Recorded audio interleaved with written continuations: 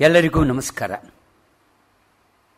ಗೋಖಲೆ ಸಾರ್ವಜನಿಕ ಸಂಸ್ಥೆಯವರು ಕನ್ನಡ ಸಾಹಿತ್ಯ ದಿಗ್ಗಜರು ಮಾಲಿಕೆಯಲ್ಲಿ ಇವತ್ತು ನನಗೆ ಅವಕಾಶ ಮಾಡಿಕೊಟ್ಟಿರೋದಕ್ಕೆ ಮೊಟ್ಟ ಮೊದಲಿಗೆ ಗೋಖಲೆ ಸಾರ್ವಜನಿಕ ಸಂಸ್ಥೆಯ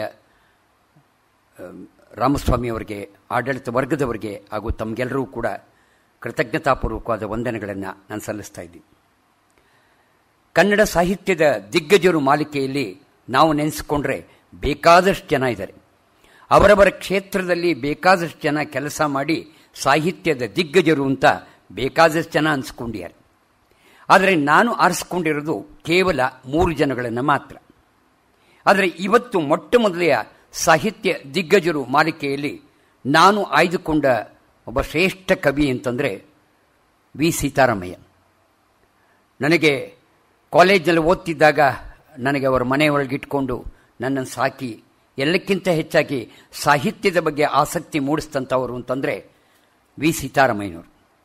ವಿ ಸಿ ಎಂಬ 2 ಅಕ್ಷರದ ವಿ ಸೀತಾರಾಮಯ್ಯನವರು ಕನ್ನಡ ಸಾರಸ್ವತ ಲೋಕದ ಹಿರಿಯ ವ್ಯಕ್ತಿ. ಕನ್ನಡ ಸಾಹಿತ್ಯದ ಹಲವು ಪ್ರಕಾರಗಳಲ್ಲಿ ಕೃತಿ ರಚನೆ ಮಾಡಿದ್ದಾರೆ, ಬೇರೆಯವರಿಗೆ ಮಾದರಿಯಾಗಿದ್ದಾರೆ. ವಿ ಸಿ ಅಂದ ತಕ್ಷಣ ನಮಗೆ ಜ್ಞಾಪಕ ಬರತಕ್ಕಂಥದ್ದು ಅವರ ಅಚ್ಚ ಬಿಳಿಯ ಮೈಸೂರು ರುಮಾಲು. ಅಷ್ಟೇ ಅಲ್ದಿರ ಅವರ ಪ್ರಖ್ಯಾತ ಗೀತೆಗಳಾದ ಎಮ್ಮ ಮನೆ ಎಂಗಳದಿ ಬೆಳೆದೊಂದು ಹೂವು, ಇಲ್ಲ ಇನ್ನೊಂದು ಹೇಳೋದಾದರೆ ಕಾದಿರುವಳು ಶಬರಿ ನಮಗೆಲ್ಲರಿಗೂ ನೆನಪಿಗೆ ಬರುತ್ತೆ. ಕನ್ನಡ ಸಾಹಿತ್ಯ ಪರಿಷತ್ತನ್ನು ಬೆಳೆಸಿದ ಹಿರಿಯ ಚೇತನ. 4 ದಶಕಗಳಿಗೂ ಕಾಲ ಸಹಸ್ರಾರು ವಿದ್ಯಾರ್ಥಿಗಳಿಗೆ ಅದ್ವಿತೀಯ ಬೋಧನೆಯನ್ನು ಮಾಡಿ ಕನ್ನಡದ ಬಗ್ಗೆ ಒಲವು ಮೂಡಿಸಿದವರು ಅಂತಂದರೆ ವಿ ಸೀತಾರಾಮಯ್ಯನವರು. ಅವರ ಪ್ರೀತಿ ವಿಶ್ವಾಸ ಎಲ್ರಿಗೂ ಗೊತ್ತಿದೆ. ಹಿರಿಯರಿಗೆ ಅವರು ತೋರಿಸ್ತಾ ಇದ್ದ ಗೌರವ ಬಹಳಷ್ಟು ಜನಕ್ಕೆ ಮೆಚ್ಚುಗೆ ಆಗಿತ್ತು. ಅಷ್ಟೇ ಅಲ್ಲ, ಹೆಣ್ಣು ಮಕ್ಕಳಿಗೆ ಅವರಿಗಿದ್ದ ವಾತ್ಸಲ್ಯ ಪ್ರೀತಿ ತುಂಬ. ಮಾಸ್ತಿಯವರನ್ನು ಬಿಟ್ಟ ಮೇಲೆ ಪ್ರಾಯಶಃ ವಿ ಸಿ ಅವರನ್ನು ನೆನೆಸ್ಕೋಬಹುದು. ತುಂಬ ಒಲವಿದ್ದವರು ಅಂತಂದರೆ ಹೆಣ್ಣು ಮಕ್ಕಳ ಬಗ್ಗೆ. ಅತ್ಯುತ್ತಮ ವಾಗ್ಮಿಗಳಾಗಿದ್ದರು, ಅರ್ಥಶಾಸ್ತ್ರ ಪ್ರವೀಣರಾಗಿದ್ದರು, ಮಾರ್ಗದರ್ಶಿ ಶಿಕ್ಷಕರಾಗಿದ್ದರು, ವಿಮರ್ಶಕರಾಗಿದ್ದರು. ಕನ್ನಡ ನಾಡಿನ ಏಕೀಕರಣಕ್ಕಾಗಿ ಶ್ರಮಿಸಿದ ರೂವಾರಿ, ಸಜ್ಜನ, ಸದಭಿರುಚಿಯ ಪ್ರತೀಕ, ಸುಸಂಸ್ಕೃತ ವ್ಯಕ್ತಿತ್ವ. ಎಲ್ಲಕ್ಕಿಂತ ಹೆಚ್ಚಾಗಿ ಇಂಗ್ಲಿಷ್ನಲ್ಲಿ ಪ್ರಭುತ್ವ ಇತ್ತು, ಅನುವಾದಕರಾಗಿದ್ದರು. ಹೀಗೆಲ್ಲ ಇದ್ದವರು ಅಂತಂದರೆ ವಿ ಸೀತಾರಾಮಯ್ಯನವರು. ವಿ ಸಿ ಅಂದ ತಕ್ಷಣ ಅವರ ನೆಚ್ಚಿನ ಗುರುಗಳಾದ ರಾಷ್ಟ್ರಕವಿ GS ಶಿವರುದ್ರಪ್ಪನವರ ಬರೆದ ಒಂದು ಕವನ ನಮಗೆ ನೆನಪಿಗೆ ಬರುತ್ತೆ. ಬಹಳ ಸೊಗಸಾಗಿ ಬರೀತಾರೆ ಅವರು. ಸ್ವಚ್ಛ ಬಿಳಿಯ ಕಚ್ಚೆ ಪಂಚೆ ಮುಚ್ಚು ಕೋಟು ಪೇಟ, ಸ್ವಚ್ಛ ಬಿಳಿಯ ಕಚ್ಚೆ ಪಂಚೆ ಮುಚ್ಚು ಕೋಟು ಪೇಟ, ಹೃದಯಾಂತರಾಳವನ್ನು ಹಿಡಿವ ಮಿಡಿವ ನೋಟ, ಮಾತೆಲ್ಲವೂ ಪುಟಿವ ಚಿಲುಮೆ ಉತ್ಸಾಹದ ಹೊನಲು, ಪ್ರೀತಿ ಸ್ನೇಹ ವಿಶ್ವಾಸಕ್ಕೆ ಸದಾ ತೆರೆದ ಬಾಗಿಲು, ಅರ್ಥಶಾಸ್ತ್ರದಿಂದ ಹಿಡಿದು ಗೀತ ಕಾವ್ಯ ಕಲೆಗಳ ಪರಿಣತಿಯಲ್ಲಿ ಹೊಮ್ಮಿಸಿದರು ಹೊಚ್ಚ ಹೊಸತುದನಿಗಳ, ಪುರುಷಕಾರ ರಸಿಕತೆಗಳ ಶುಚಿ ಜೀವನ ಪ್ರೀತಿಗೆ ವಿ ಸಿ ಎಂಬುದೊಂದು ಹೆಸರು ಇಂದು ನಮ್ಮ ನೆನಪಿಗೆ.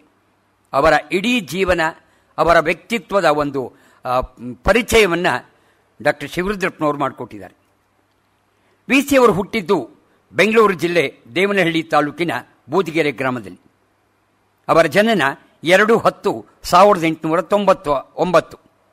2/10/1899 ಅಂದರೆ ಗಾಂಧೀಜಿಯವರು ಹುಟ್ಟಿದ ದಿನನೇ ಅವರು ಹುಟ್ಟಿದ್ದು, ಆದರೆ ಅನೇಕ ವರ್ಷಗಳ ಅಂತರ ಅಷ್ಟೆ. ಇವರ ತಾತ ಅಂದರೆ ತಾಯಿಯವರ ತಂದೆ ಪುಟ್ಟಭಟ್ರು, ಪುರೋಹಿತರಾಗಿದ್ದರು, ಉಪಾಧ್ಯಾಯರಾಗಿದ್ದರು. ಎಲ್ಲಕ್ಕಿಂತ ಹೆಚ್ಚಾಗಿ ಕೇಳಿಕೆ ಬರೆದು ಆಡಿಸ್ತಾ ಇದ್ರು. ಕಬ್ಬಿಣದ ಸರಳ ಹಿಡಿದು ಬೊಂಬೆಯನ್ನು ಕುಣಿಸ್ತಾ ಇದ್ರು. ಮೃದಂಗ ವಾದನದಲ್ಲಂತೂ ಪರಿಣತರು, ಅತ್ಯುತ್ತಮ ಮೃದಂಗ ವಾದಕರಾಗಿದ್ದರು. ಇವರ ಅಜ್ಜಿ ಸಾವಿತ್ರಮ್ಮ ಕೊಡುಗೈ ದಾನಿ. ಯಾರೇ ಬಂದರೂ ಅಚ್ಚುಕಟ್ಟಾದ ಅಡುಗೆಯನ್ನು ಮಾಡಿ ಬಡಿಸ್ತಾ ಇದ್ರು. ಭೀಕರ ಬರಗಾಲದಲ್ಲಿ ಅವರಿಟ್ಟ ಗಂಜಿಯಿಂದ ನಾವು ಉಳಿದೆವು ಅಂತ ಅನೇಕ ಜನ ಅವರನ್ನ ಸ್ಮರಣೆ ಮಾಡ್ಕೊಳ್ತಾ ಇದ್ರು. ಇವರ ತಂದೆ ಹುಲ್ಲೂರು ವೆಂಕಟರಾಮಯ್ಯವರು ಗುಮಾಸ್ತರಾಗಿದ್ದರು. ತಾಯಿ ದೊಡ್ಡ ವೆಂಕಮ್ಮ. 6-7 ವರ್ಷಗಳ ಕಾಲ ಹಳ್ಳಿಯಲ್ಲೇ ಬೆಳೆದರು. ಪ್ರಾರಂಭಿಕ ವಿದ್ಯಾಭ್ಯಾಸವನ್ನು ಬೂದಿಗೆರೆಯಲ್ಲೇ ಮುಂದುವರಿಸಿಕೊಂಡೋದು. ಅದಾದ ಮೇಲೆ ಚಾಮರಾಜಪೇಟೆಗೆ ಬಂದರು. ಚಾಮರಾಜಪೇಟೆ 2ನೇ ಮುಖ್ಯ ರಸ್ತೆಯ ಮೊದಲನೇ ಮನೆಯನ್ನೇ ಅವರ ಮನೆ ಆಗಿತ್ತು ವಿ ಸೀತಾರಾಮಯ್ಯನವರ ಮನೆ. ಈಗ ಡಾಕ್ಟರ್ ವಿ ಸೀತಾರಾಮಯ್ಯ ರಸ್ತೆ ಅಂತ ಅದಕ್ಕೆ ನಾಮಕರಣ ಮಾಡಿದ್ದಾರೆ. ಚಾಮರಾಜಪೇಟೆ ಮುನ್ಸಿಪಲ್ ಹೈಸ್ಕೂಲ್ನಲ್ಲಿ ಅವರ ವಿದ್ಯಾಭ್ಯಾಸ ಮುಂದುವರೆದರು. ಕೋಟೆ AV ಹೈಸ್ಕೂಲ್ನಲ್ಲಿ ಮಾಧ್ಯಮಿಕ ಪ್ರೌಢ ಶಿಕ್ಷಣವನ್ನು ಮುಂದುವರಿಸಿದ್ರು. ಓದು ಬರಹ ಎರಡರಲ್ಲೂ ಕೂಡ ತುಂಬ ಚುರುಕಾಗಿದ್ದರು.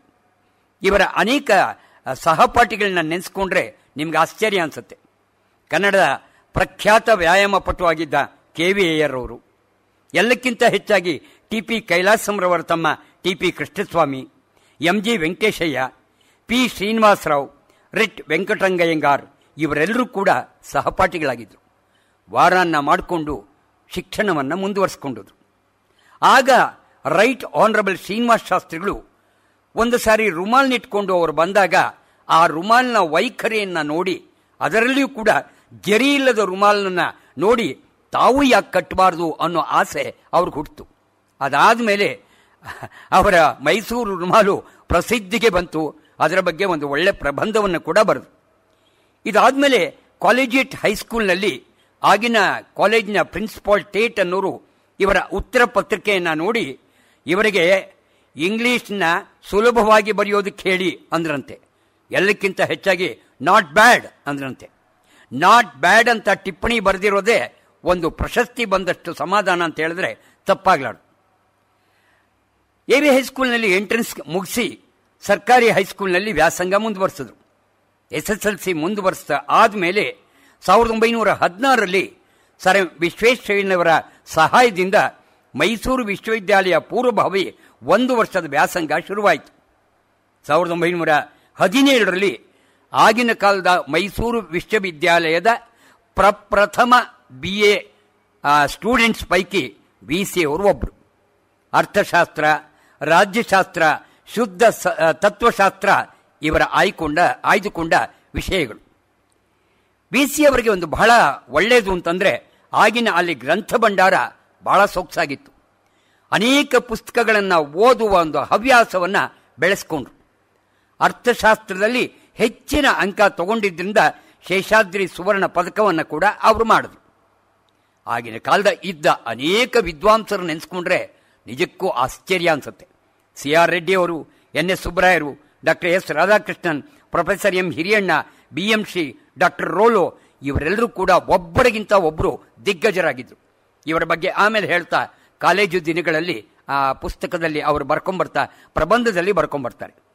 ಎಲ್ಲಕ್ಕಿಂತ ಹೆಚ್ಚಾಗಿ MA ಪದವಿ ಆದಮೇಲೆ ಡಾಕ್ಟರ್ ರಾಧಾಕೃಷ್ಣನ್ರವರು ಇವರು ಏನೇ ಆದರೂ ತತ್ವಶಾಸ್ತ್ರ ತಗೋಬೇಕು ಅನ್ನೋ ಒಂದು ಆಸೆ ಇತ್ತು ಅಂತ ಹೇಳಿ ಇವರನ್ನು ಕರ್ಕೊಂಡೋಗಿ ಎಲ್ಲರ ಮುಂದೆ ಆ ಸ್ಕೂಲ್ನಲ್ಲಿ ಆ ಕಾಲೇಜ್ನಲ್ಲಿ ಹೋಗಿ ಇವರು ಮಾರ್ಕೊಳ್ತಾ ಇದ್ದಾನೆ, ಇವನು ಅರ್ಥಶಾಸ್ತ್ರ ತಗೊಳ್ತಾ ಇದ್ದಾನೆ ಅಂತ ಹೇಳಿದ್ರು.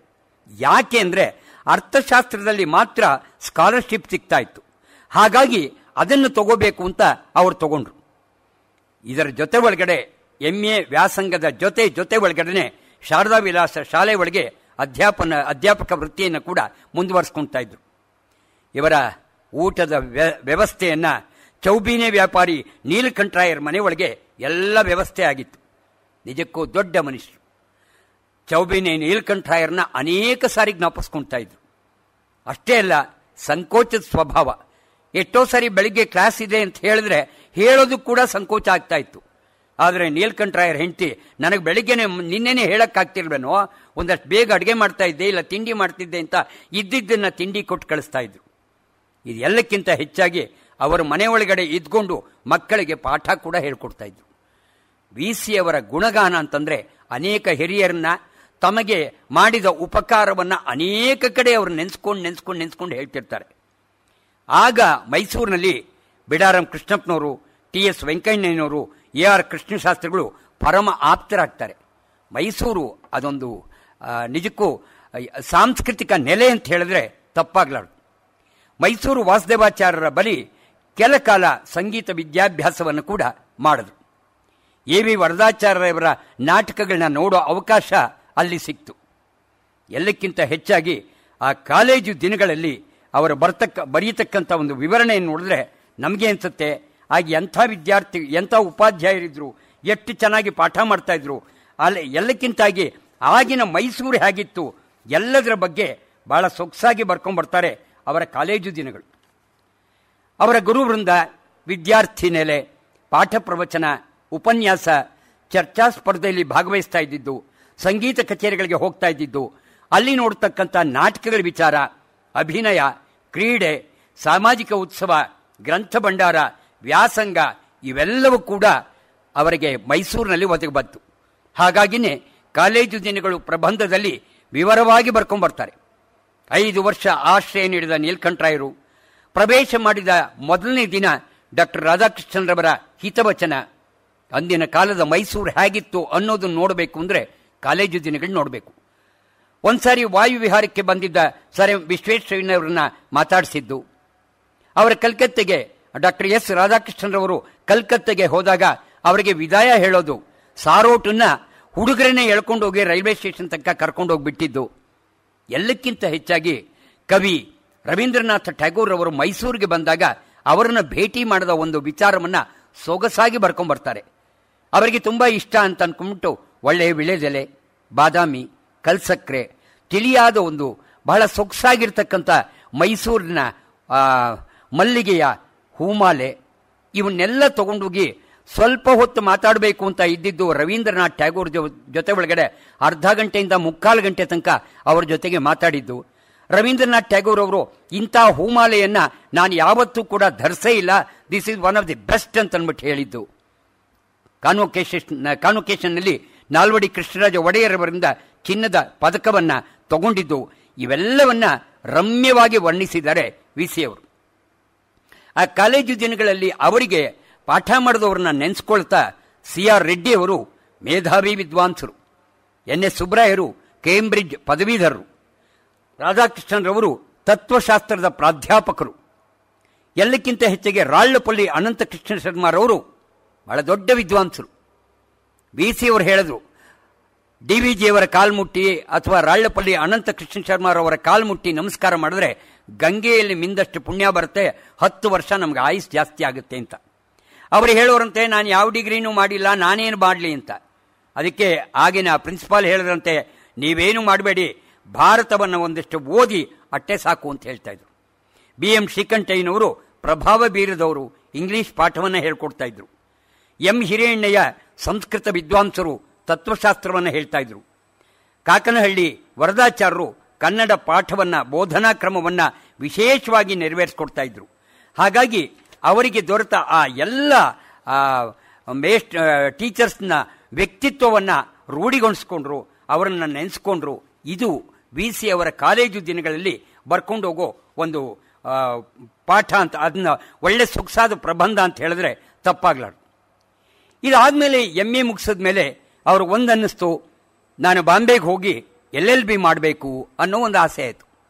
ಹಾಗಾಗಿ LLBಗೋಸ್ಕರ ಬಾಂಬೆಗೆ ಹೋದ್ರು. ಅಲ್ಲಿ ಪ್ರಿನ್ಸ್ಟನ್ ಲಾ ಸ್ಕೂಲ್ನಲ್ಲಿ ಕೂಡ ಸೇರ್ಕೊಳ್ತಾರೆ.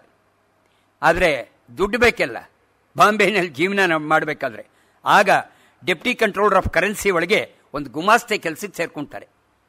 ಅವರಿಗೆ ಆವಾಗ ದೊರೀತಾ ಇದ್ದ 100 ರೂಪಾಯಿನೇ ಬಹಳ ಜಾಸ್ತಿ ಅಂತ ಕಾಣಿಸುತ್ತೆ. ಬೇರೆಯವರೆಲ್ಲ ಹೊಟ್ಟೆ ಉರ್ಕೊಳ್ತಾ ಇದ್ರಂತೆ. ಯಾಕೆಂದ್ರೆ ಇವರು MA ಅರ್ಥಶಾಸ್ತ್ರಜ್ಞರು, ಆದರೆ 100 ರೂಪಾಯಿ ಸಂಬಳ ಕೊಡ್ತಾ ಇದ್ದಾರಲ್ಲ ಅಂತ ಬಹಳ ಜನಕ್ಕೆ ಹೊಟ್ಟೆ ಕಿಚ್ಚಿತ್ತು.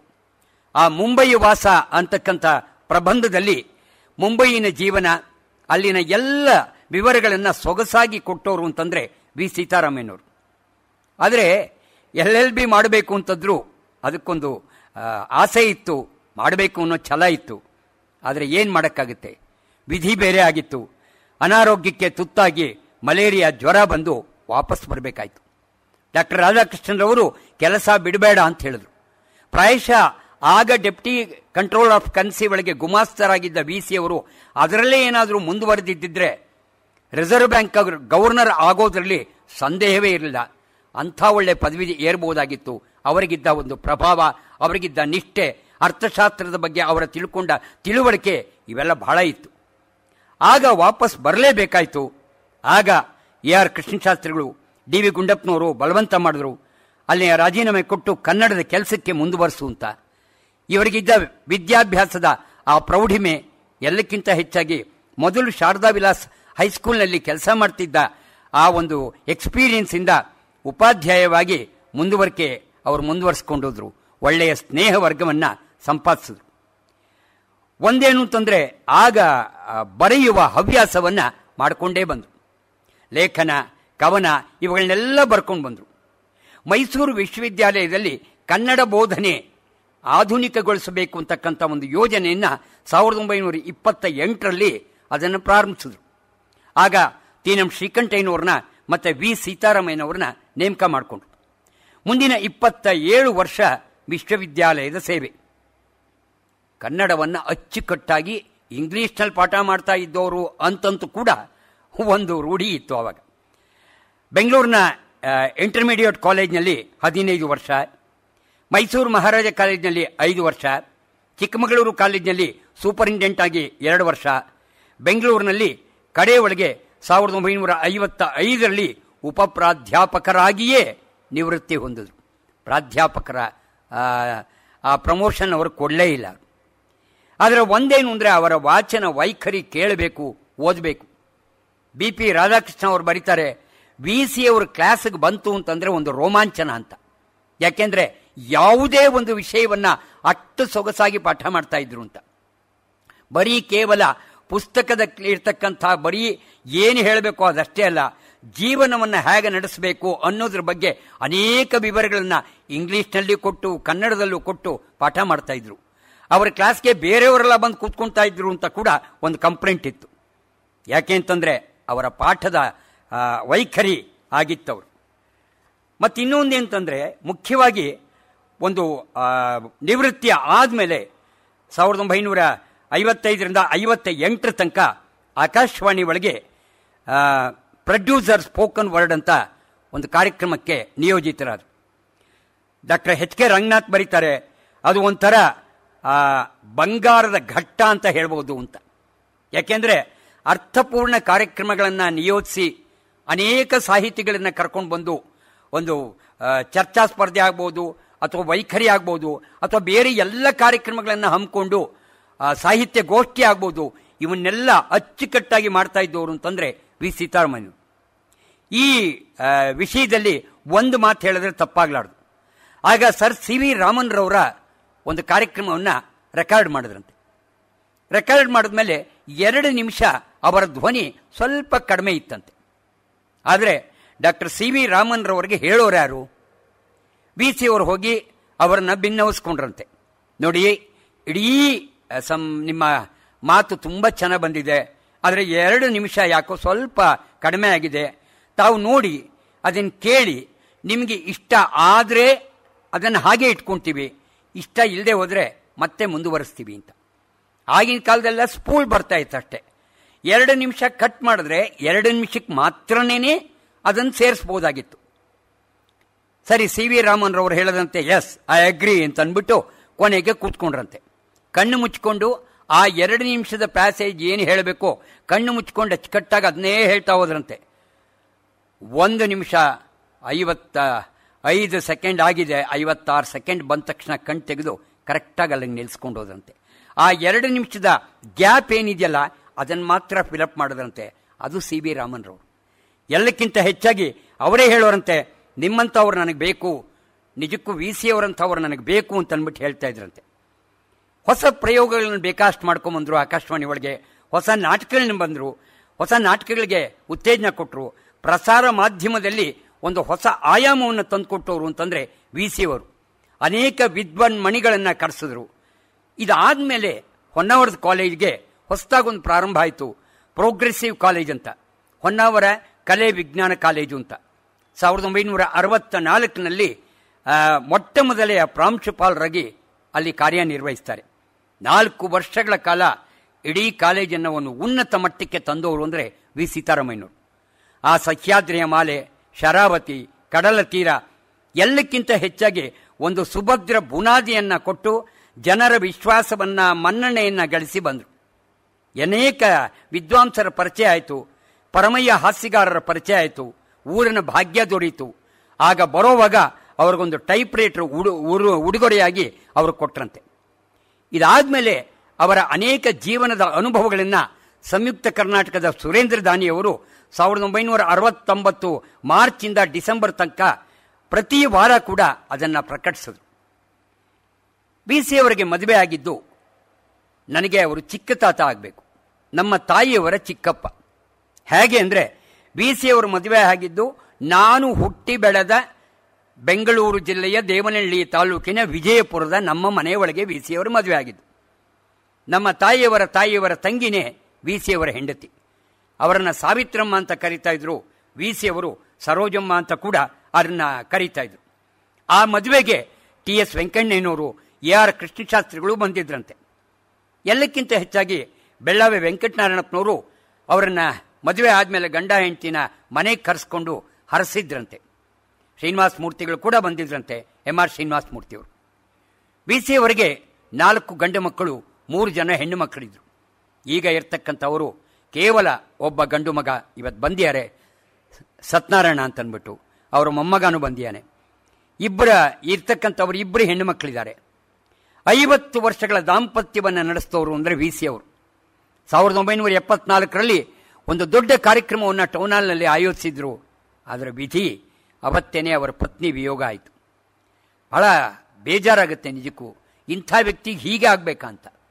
ಇದಾದಮೇಲೆ ಲಂಡನ್ಗೆ ಹೋಗಬೇಕು ಅಂತ ಆಸೆ ಆಗುತ್ತೆ. ಮತ್ತೂರು ಕೃಷ್ಣಮೂರ್ತಿಗಳು ಲಂಡನ್ನೆಲ್ಲ ಭಾರತೀಯ ವಿದ್ಯಾಭವನದಲ್ಲಿ ಇದ್ದಿದ್ದರಿಂದ ಅವರಿಗೆ ಆಹ್ವಾನ ಕೊಟ್ಟು ಬಿ ಸಿ ಅವರನ್ನು ಕರೆಸ್ಕೋಬೇಕು ಅಂತ ಹೇಳಿ ಅವರನ್ನು ಲಂಡನ್ ಪ್ರಯಾಣ ಬೆಳೆಸ್ತಾರೆ. ಒಂದಲ್ಲ ಒಂದು ರೀತಿ ಒಳಗೆ ವಿಧಿ ಬೇರೆ ರೀತಿಯೇ ಆಡಿಸುತ್ತೆ ಅನಿಸುತ್ತೆ. ಲಂಡನ್ಗೆ ತಲುಪಿದ ಮಾರನೇ ದಿನವೇ ವಿ ಸಿ ಅವರಿಗೆ ಪಾರ್ಶ್ವವಾಯು ಹೋಗುತ್ತೆ. ಆಮೇಲೆ ಚೇತರಿಸ್ಕೊಂಡು ವಾಪಸ್ ಬರ್ತಾರೆ. ಆದರೆ ವಿ ಸಿ ಅವರು ಹೇಳ್ತಾರೆ, ಅಲ್ಲಿನ ಆತಿಥ್ಯ ನಿಜಕ್ಕೂ ಬಹಳ ಸೊಗಸು ಅಂತನ್ಬಿಟ್ಟು. ಯಾಕೆಂದರೆ ರಾಯಲ್ ಟ್ರೀಟ್ಮೆಂಟ್ ಇತ್ತಲ್ಲಿ. ಆದರೂ ಕೂಡ ವಿಧಿ ಇಲ್ದಿರ ಪ್ರಸಿದ್ಧ ವಿದ್ಯಾಕೇಂದ್ರ ಕೇಂಬ್ರಿಡ್ಜ್ನ ಹೊರಗಡೆಯಿಂದ ನೋಡಬೇಕಾಗಿ ಬಂತು. ಯಾರದೋ ಸಹಾಯದಿಂದ ಬರ್ನಾರ್ಡ್ ಶಾ ಅವರ ಪಿಗ್ಮೇಲಿಯನ್ ನಾಟಕವನ್ನು ಕೂಡ ನೋಡೋ ಅವಕಾಶ ಸಿಕ್ತು. ಹೀಗಾಗಿ ಲಂಡನ್ನಿಂದ ವಾಪಸ್ ಬಂದು ಸಾಹಿತ್ಯ ಮೌಲ್ಯಗಳಿಗಿಂತ ಬದುಕಿನ ಮೌಲ್ಯಗಳನ್ನು ಕುರಿತು ಬೋಧಿಸ್ತಾ ಇದ್ರು ಅಂತಂದರೆ ವಿ ಸಿ ಅವರು. ಅವರ ಅನೇಕ ಶಿಷ್ಯಂದ್ರೆ ನೀವಿಲ್ಲೇ ಇದ್ದೀರಿ, ಅನೇಕ ಜನ ಅವರ ಪಾಠವನ್ನು ಕೇಳಿದ್ದೀರಿ. ಕನ್ನಡವನ್ನು ಇಂಗ್ಲಿಷ್ನಲ್ಲಿ ಪಾಠ ಮಾಡ್ತಾರೆ ಅಂತ ಕೂಡ ಅವ್ರಿಗಿದ್ದಿತ್ತು. ಸಾಹಿತ್ಯ ಮೌಲ್ಯ ಒಂದು ಕಡೆ ಆದರೆ ಬದುಕಿನ ಮೌಲ್ಯಗಳನ್ನು ಕುರಿತು ಬಹಳಷ್ಟು ಕಡಿಮೆ. ಹೆಚ್ಚು ಜನ ಇದರ ಬಗ್ಗೆ ಯೋಚನೆ ಕೂಡ ಮಾಡ್ತೀವೋ ಇಲ್ವೋ. ಆದರೆ ನಮ್ಮ ಬದುಕನ್ನು ಹೇಗೆ ಮುಂದೆ ಯೋಚಿಸಬೇಕು, ಅದರ ಮೌಲ್ಯಗಳನ್ನು ಕುರಿತು ಅಭ್ಯಾಸ ಮಾಡಬೇಕು ಅನ್ನೋದನ್ನು ವಿ ಸಿ ಅವರು ಮನ ತುಂಬಿ ಹೇಳ್ತಾ ಇದ್ರು. ಇವರ ಶಿಷ್ಯವೃಂದ ಕೇಳಿದ್ರೆ ನಿಮಗೆ ಆಶ್ಚರ್ಯ ಆಗುತ್ತೆ. ಪದ್ಮಶ್ರೀ ಆರ್ ಕೆ ಲಕ್ಷ್ಮಣ್, ಪ್ರಧಾನಮಂತ್ರಿಗಳ ಸಲಹೆಗಾರರಾಗಿದ್ದ ಎಚ್ ವೈ ಶಾರದಾ ಪ್ರಸಾದ್, ಅಂಕಣಕಾರರಾದ ಹಮ ನಾಯಕ್, ರಾಷ್ಟ್ರಕವಿ ಜಿ ಎಸ್ ಶಿವರುದ್ರಪ್ಪನವರು, doctor B G L Swamy, D V ಗುಂಡಪ್ಪನವರ ಮಗ, professor S V Parameshwara Bhatta, doctor G Varadarajarao, doctor Prabhushankar, doctor Sumitendra Nadig, doctor L S Seshagiri Rao, professor K S Nisar Ahmed, doctor A K Ramanujan, Chi Na Mangala, ಇನ್ನೂ ಅನೇಕ ಅನೇಕ ಅನೇಕ. ಇವರ ಶಿಷ್ಯವೃಂದದವರನ್ನೇ ಈಗ ಎಷ್ಟು ಎತ್ತರಕ್ಕೆ ಬೆಳೆದು ಸಾಹಿತ್ಯ ಮತ್ತು ಬೇರೆ ಕ್ಷೇತ್ರಗಳಲ್ಲಿ ತಮ್ಮದೇ ಸೇವೆಗಳಲ್ಲಿ ಪ್ರಭಾವಿತರಾಗಿ ಹೆಸರುಗಳಿಸಿದವರು ಅಂತ ಹೇಳಿದ್ರೆ ತಪ್ಪಾಗಲಾರದು. ಒಂದು ಕಡೆ ಬಹಳ ಚೆನ್ನಾಗಿ ಬರೀತಾರೆ ಅವರ ಶಿಷ್ಯಂದರು. ಬಿ ಸಿ ಅವರ ಒಂದು ಕ್ಲಾಸ್ ಅಂತಂದರೆ ಹೊಸ ಉತ್ಸಾಹ ಬರ್ತಾ ಇತ್ತು ಅಂತ. ಅವರ ಕನ್ನಡವನ್ನು ಇಂಗ್ಲೀಷ್ನಲ್ಲಿ ಪಾಠ ಮಾಡ್ತಾ ಇದ್ದವರು ಅನ್ನೋದು ಒಂದು ಬೇರೆ. ಯಾಕೆಂದರೆ ಇಂಗ್ಲೀಷ್ನಲ್ಲಿ ಅವರಿಗಿದ್ದ ಪ್ರಭುತ್ವ ಅಷ್ಟಿತ್ತು. ಅನೇಕ ಪುಸ್ತಕಗಳನ್ನು ಓದ್ಕೊಂಡಿದ್ರು, ಅದರ ಮೌಲ್ಯಗಳನ್ನು ತಿಳ್ಕೊಂಡಿದ್ರು. ಎಲ್ಲಕ್ಕಿಂತ ಹೆಚ್ಚಾಗಿ ಒಂದು ಉಪನ್ಯಾಸ ಕೇಳಿದ್ರೆ ಎಷ್ಟೋ ಪುಸ್ತಕಗಳನ್ನು ಓದಿ ಏನೆಲ್ಲ ಜ್ಞಾನವನ್ನು ಸಂಪಾದನೆ ಮಾಡಬಹುದು ಅದೆಲ್ಲವನ್ನ ತಿಳಿಪಡಿಸುವಂಥದ್ದು ಒಂದು ಉಪನ್ಯಾಸದಲ್ಲಿ ಕಾಣಬಹುದಾಗಿತ್ತು. ಇಡೀ ನಮ್ಮ ದೃಷ್ಟಿಕೋನದ ಬದಲಾವಣೆಯನ್ನು ವಿ ಸಿ ಮಾಡ್ತಾ ಇದ್ರು. ಸ್ನೇಹ, ಉತ್ಸಾಹ, ಎಲ್ಲಕ್ಕಿಂತ ಹೆಚ್ಚಾಗಿ ಬೇರೆ ಭಾಷೆಗಳ ಬಗ್ಗೆ ಆಸಕ್ತಿ ಮೂಡಿಸ್ತಾ ಇದ್ರು. ಇಂಥದ್ದಿದೆ ಓದಿ ಅಂತ ಹೇಳ್ತಾ ಇದ್ರು. ಅನೇಕ ವಿದ್ಯಾರ್ಥಿಗಳಿಗೆ ಮಾರ್ಗದರ್ಶಕರಾಗಿದ್ದರು ಅಂದರೆ ತಪ್ಪಾಗಲಾರದು. ವಿ ಸಿ ಅಂದ ತಕ್ಷಣವೇ ನಮಗೆ ಮೊಟ್ಟ ಮೊದಲು ಜ್ಞಾಪಕ ಬರೋದು ಅವರೊಬ್ಬರು ಕವಿಗಳು. ಯಾಕೆ ಅಂತಂದರೆ ಅವರ ಕವನಗಳು, ಅನೇಕ ಕವನಗಳು ನಿಮಗೆ ಎಲ್ರಿಗೂ ಗೊತ್ತಿರತಕ್ಕಂಥದ್ದೇ. ಹಾಗಾಗಿ ಮೊಟ್ಟ ಮೊದಲಿಗೆ ನಾವು ಜ್ಞಾಪಿಸ್ಕೊಳ್ಳೋದು ಅಂತಂದರೆ ವಿ ಸಿ ಅವ್ರನ್ನ ಕವಿಗಳು ಅಂತಾನೆ ಜ್ಞಾಪಿಸ್ಕೊಳ್ತೀವಿ.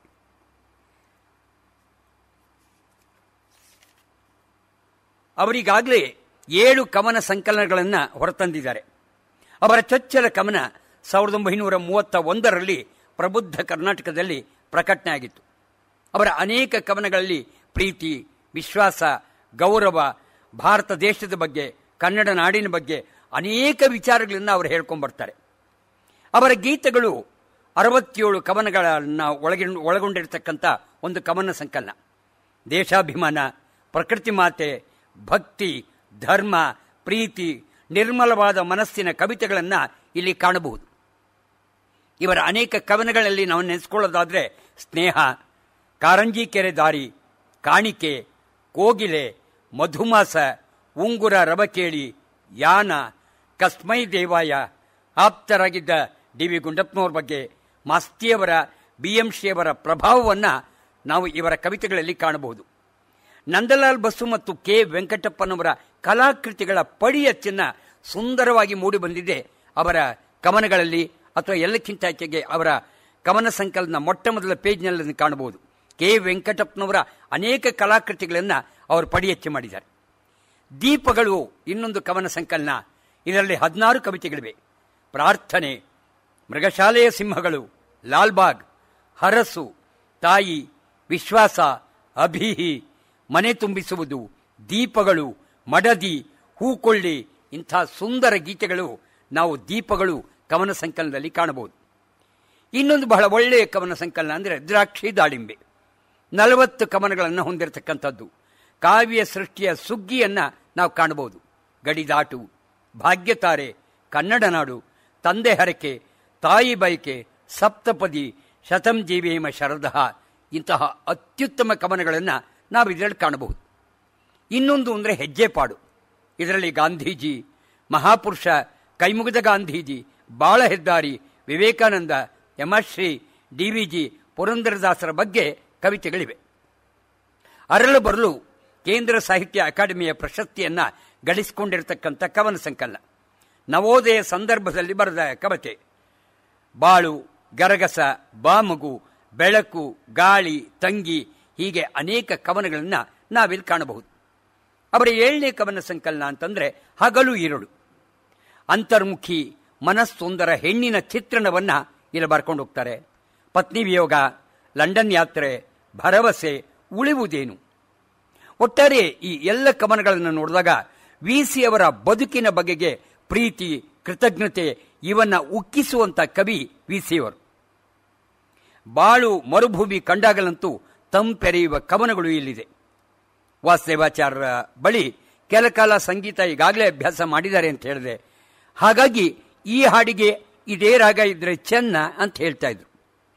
ಬಹಳ ಅನೇಕ ಕವನಗಳನ್ನು ಅನೇಕ ಸಂಗೀತಗಾರರು ಹಾಡ್ಕೊಂಡು ಬಂದಿದ್ದಾರೆ.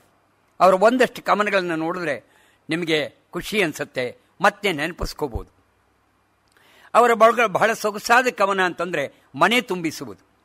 ಇದನ್ನು ಕುಲವಧು ಚಲನಚಿತ್ರದಲ್ಲಿ ಕೂಡ ಅಳವಡಿಸಿಕೊಂಡಿದ್ದಾರೆ. ಮನೆ ತುಂಬಿಸುವುದು ಪ್ರಾಯಶಃ ಎಲ್ಲರ ಮನೆಗಳಲ್ಲಿ, ಇಲ್ಲಿ ಜಾತಿ ಮತ ಭೇದ ಯಾವುದೂ ಬೇಡ, ಎಲ್ಲ ಮನೆಗಳಲ್ಲಿ ಒಂದು ಹೆಣ್ಣು ಮಗು ಹುಟ್ಟಿದ್ರೆ ಅದು ಬೇರೆಯವರ ಮನೆಗೆ ಹೋಗೋದು ಪದ್ಧತಿ, ಅದು ಎಲ್ಲ ಕಡೆ ಬಂದಿರತಕ್ಕಂಥ ಸಂಪ್ರದಾಯ. ಆದರೆ ಹೆಣ್ಣು ಮಗು ತಮ್ಮ ಮನೆಯಿಂದ ಬೇರೆಯವರ ಮನೆಗೆ ಹೋದಾಗ ಆ ಮಗು ಹೇಗಿರಬೇಕು, ಅದನ್ನು ಹೇಗೆ ಆ 2 ಸಂಸಾರ ನಡೆಸ್ಕೋಬೇಕು ಅನ್ನೋದನ್ನ VC ಅವರು ಬಹಳ ಸೊಗಸಾಗಿ ಬರೀತಾರೆ. ಅದಕ್ಕೆ ಮಗಳು ಅನ್ನೋಕ್ಕಿಂತ ಹೂವು ಅಂತ ಹೇಳ್ತಾರೆ. ಎಮ್ಮ ಮನೆಯಂಗಳದಿ ಬೆಳೆದೊಂದು ಹೂವನ್ನು ನಿಮ್ಮ ಮಡಿಲೋಳಿಡಲು ತಂದಿರುವೆವು.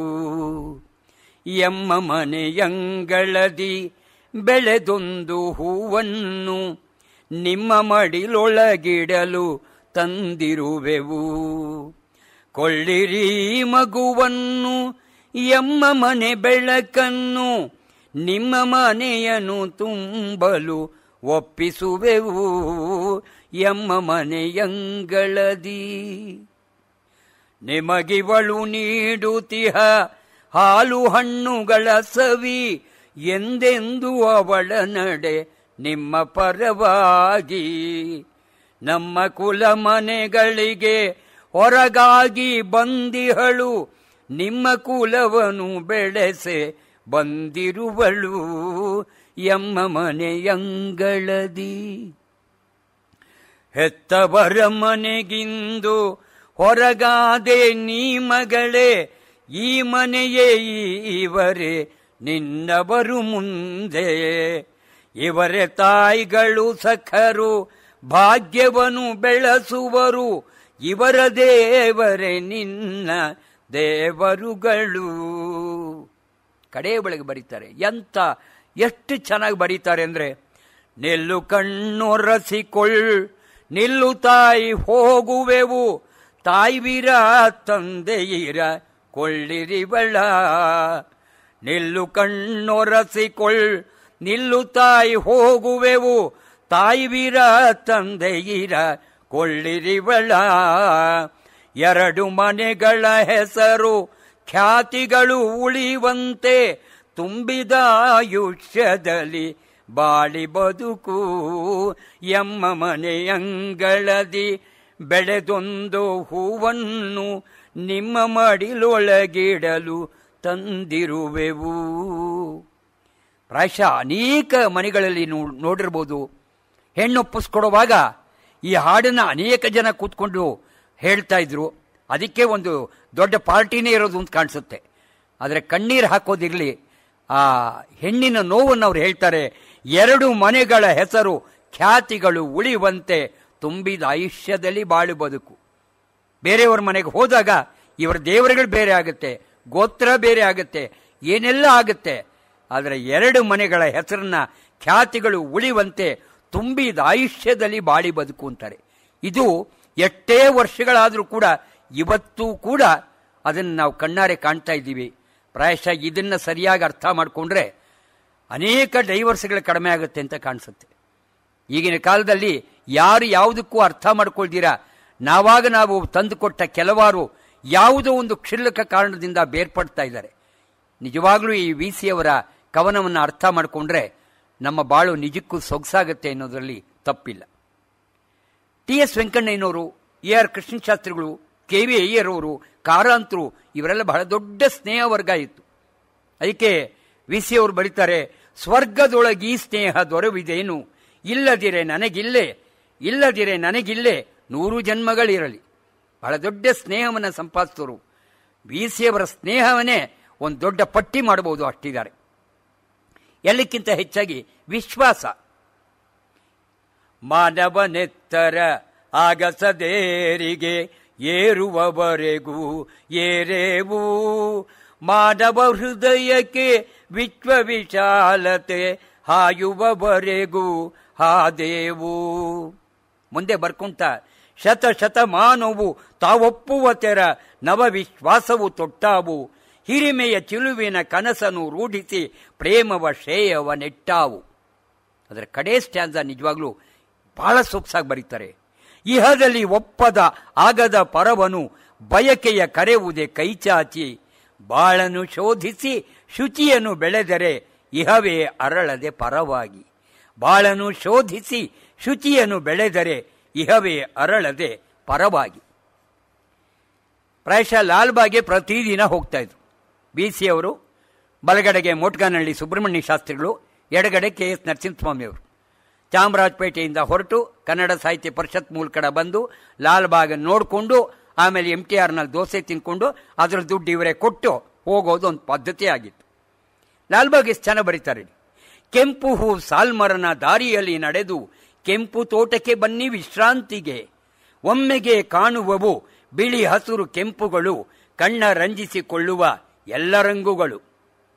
ಹಕ್ಕಿ ಹೂ ತಳಿರುಗಳ ಹರಡು ಸೌಂದರ್ಯಗಳ ಸುಗ್ಗಿ ಸಂಭ್ರಮದೊಳಾಗಿ ಬನ್ನಿ, ಮಧುಮಾಸದಿ ಸವಿಯ ಬೆಡಗು ಓಹುದು ಬೇಗ, ನಡೆವಾಗ ಇದನುಣಲು ಓಡಿ ಬನ್ನಿ ಅಂತ. ಬೆಂಗಳೂರಿನ ಲಾಲ್ಬಾಗ್ ಯಾರು ಹೋಗಿಲ್ಲ, ಅದರ ಸೌಂದರ್ಯ ಅವರನ್ನ ಸೊಗಸಾಗಿ ಬರ್ಕೊಂಡು ಹೋಗ್ತಾರೆ. ವಿ.ಸಿ. ಅಂದ ತಕ್ಷಣ ಈಗಾಗಲೇ ನಾನು ಹೇಳಿದಾಗೆ ಕಾದಿರುವಳು ಶಬರಿ ರಾಮ ಬರುವನೆಂದು, ಕಾದಿರುವಳು ಶಬರಿ ರಾಮ ಬರುವನೆಂದು, ತನ್ನ ಪೂಜೆಗೊಳ್ಳುವನೆಂದು ಕಾದಿರುವಳು ಶಬರಿ. ವನವ ಸುತ್ತಿ ಸುಳಿದು ತರುವ ನೆಲೆದು ತಿರಿದು, ಬಿಡಿ ಹೂಗಳಾಯ್ದು ತಂದು ತಣಿವಣ್ಗಳಾಯ್ದು ತಂದು, ಕೊಳದಲ್ಲಿ ಮುಳುಗಿ ಮಿಂದು ಬಿಳಿನಾರು ಮಡಿಯ ನುಟ್ಟು ತಲೆವಾಗಿ ಲಿಂಗೆ ಬಂದು ಹೊಸ ತಿರುಗಿ ಕಾದು ನಿಂತು ಬಾರಾಮ ಬಾರಾಮ ರಾಮ ರಾಮ ಎಂದು ಬರುತಿಹನು ಇವನು ಎಂದು ಹಗಲಿರುಳು ತಬಕಿಸಿಹಳು ಕಳೆದಿಹವು ವರ್ಷ ಹಲವು ಬಾರಾಮ ಬಾರಾಮ ಬಾರ ಬಾರ ಬಡವರನು ಕಾಯೋ ಬಾರ ಕಂಗಾಣ ದಿವರ ಪ್ರೇಮ ನುಡಿಸೋತ ಮೂಕ ಪ್ರೇಮ. ನಮ್ಮ ಕನ್ನಡದ ಬಹಳ ಸೊಗಸಾದ ಫಿಲಮ್ ಆರ್ಟಿಸ್ಟ್ ಶ್ರೀಧರ್ ಅವರು ಲಂಡನ್ಗೆ ಹೋದರೆ ಬೇರೆ ಬೇರೆ ವಿದೇಶಿಗಳಿಗೆ ಹೋದರೆ ಅವರು ಮತ್ತು ಅನುರಾಧ ಅವರವರು ಈ ಕಾದಿರೋಡಿ ಶಬರಿ ಏನಾದರೂ ಡ್ಯಾನ್ಸ್ ಮಾಡಿದ್ರೆ ಒನ್ಸ್ ಮೋರ್ ಅಂತ ಸುಮಾರು 2-3 ಸಾರಿ ಹಾಡಿರೋದು ಉಂಟಂತೆ. ಅವ್ರ ಮನೆಗೆ ಹೋದಾಗ ಒಂದು ಸಾರಿ ಅದೇ ಹೇಳಿದ್ರು, VC ಅಂದ ತಕ್ಷಣ ಗಾಪ್ಕ ಬರೆದು ರಂಗನಾಥ್ ಅವರ ಕಾದಿರೋಳು ಶಬರಿ ಅಂತ ಅಂದ್ಬಿಟ್ಟು. ಇನ್ನೊಂದು ಕಡೆ ಬರೀತಾರೆ, ನಮ್ಮ ಭಾರತ ದೇಶದ ಬಗ್ಗೆ ಬಹಳ ಚೆನ್ನಾಗಿ ಬರೀತಾರೆ. ಜಯ ಜಯ ಭಾರತ ಜಗದಂಬಾ ನಲಿಪೆವು ಕುವರರು ಹರಸಮ್ಮ ಹರಸುತ ರಂಗಕ್ಕೆ ಕಳುಹಮ್ಮ ಧರೆಯೇ ನೋಡಲಿ ಅಚ್ಚರಯ ಧ್ವಜವ ನೋಡುವರತ್ತ ನೋಡಮ್ಮ ಧ್ವಜವ ನಡುವರತ್ತ ನೋಡಮ್ಮ ದ್ವಿಜರ ಮಂತ್ರದ ಮೇಲೇರಿಸುತ್ತೆ ಧ್ವಜದ ಗೌರವ ಚಿರಕಾಯಲ್ಕೆ ನಿಜ ದೀಕ್ಷಿತರಾಗುವೆವು ನಿಂದಿಹವು ಜಯ ಜಯ ಭಾರತ ಜಗದಂಬಾ. ಈಗಲೂ ಅನೇಕ ಸಾರಿ ಆಕಾಶವಾಣಿಯೊಳಗಿದ್ದು ಬರ್ತಾ ಇರುತ್ತೆ. ಇನ್ನೂ ಒಂದು ಚೆನ್ನಾಗಿ ಬರೀತಾರೆ, ಸ್ವರ್ಗ ಮರ್ತ್ಯ ಪಾತಾಳ ಮೂಲೋಕವು ಮೊಳಗಿಹುದು ಅಳುಕಿಹುದು ತುಳುಕಿಹುದು ಭಾರತೀಯ ಸ್ವಾತಂತ್ರ್ಯ ಸಾಮ್ರಾಜ್ಯ ಏಳುತ್ತಿರೆ ತಲೆ ಎತ್ತಿ ನಿಲ್ಲುತ್ತಿರೆ ಗೆಲ್ಲುತ್ತಿರೆ ಅಂತ ನಾಡ ತಾಯಿ ಬಗ್ಗೆ ಬರೀತಾರೆ. ಮಹಾತ್ಯಾಗ ಚಲನಚಿತ್ರದಲ್ಲಿ ಇದನ್ನು ಅಳವಡಿಸ್ಕೊಂಡಿದ್ದಾರೆ, ಸೆಳೆ ಅಂತ. ಬಹಳ ಸೊಗಸಾದ ಪದ್ಯ. ಯಾವ ಜನ್ಮದ ಕಳೆಯೋ ಕಾಣೆನು ಕಂಡ ಕೂಡಲೇ ಒಲಿಸಿತು ಕಣ್ಗೆ ರೂಪವು ಇಳಿವ ಮುನ್ನವೇ ಎದೆಗೆ ಪ್ರೇಮವೂ ಹರಿಯಿತು. VC ಅವರ 2 ಮಕ್ಕಳನ್ನ, ಹೆಣ್ಣು ಮಕ್ಕಳನ್ನ, ಒಬ್ಬರನ್ನ ಕಾಶಿ ಕೊಟ್ಟಿದ್ದಾರೆ, ಒಬ್ಬರನ್ನ ಹರಿದ್ವಾರಕ್ಕೆ ಕೊಟ್ಟಿದ್ದು. 2 ಅಳಿಯಂದ್ರು ಕೂಡ ಅವರ ಅಕ್ಕನ ಮಕ್ಕಳೇನೆ. ಹಾಗಾಗಿ ಹಲವಾರು ಸಾರಿ ಕಾಶಿ ಮತ್ತೆ ಹರಿದ್ವಾರಕ್ಕೆ ಹೋಗ್ತಿದ್ದಾಗ ಆ ಗಂಗೆಯಲ್ಲಿ ಬಹಳಷ್ಟು ಜನ ನೀವು ನೋಡಿದ್ದೀರಿ, ಗಂಗೆಗೆ ಆರತಿ ಮಾಡೋದು, ಆರತಿನ ಕಳಿಸ್ಕೊಡೋದೆಲ್ಲ ನೋಡ್ತೀವಿ. ಅದಕ್ಕೆ ಈಗಲೂ ಆಕಾಶವಾಣಿಯಲ್ಲಿ ಬರ್ತಾನೆ ಇರುತ್ತೆ, ಗಂಗಾ ಜನನಿಯೇ ನಿನ್ನನ್ನು ಪೂಜಿಸೆ ಲಕ್ಷಾಂತರ ಜನ ಬಂದಿಹರು ಹೂವು ಕುಂಕುಮವ ಗಂಧ ವೀಳೆಯವ ಹಣ್ಣು ದಕ್ಷಿಣೆಯ ತಂದಿಹರು. ಇನ್ನೊಂದು ಕಡೆ ಬರೀತಾರೆ, ಉಳಿಯುವುದೇನು ಸತ್ತ ಮೇಲೆ ಉಳಿಯುವುದೇನು ಪುಸ್ತಕವೇ ವಿದ್ವತ್ತೆ ನೆನಪೆ ಗೈಮೆಯೇ 10 ಜನಕ್ಕಿತ್ತ ನೆರವೇ ನಟ್ಟು ನಡೆಸಿದ ಸುವ್ಯವಸ್ಥೆಗಳೇ ಗುಣವೇ ಅಂತಂದ್ಬಿಟ್ಟು. VC ಅವರಿಗೆ ತುಂಬ ಹೆಸರು ಕೊಟ್ಟಿದ್ದು ಅಂದರೆ ಅಭಿಹಿ ಅಂತ. ಇದು ಬಹಳ ಒಳ್ಳೆಯ ಪದ್ಯ.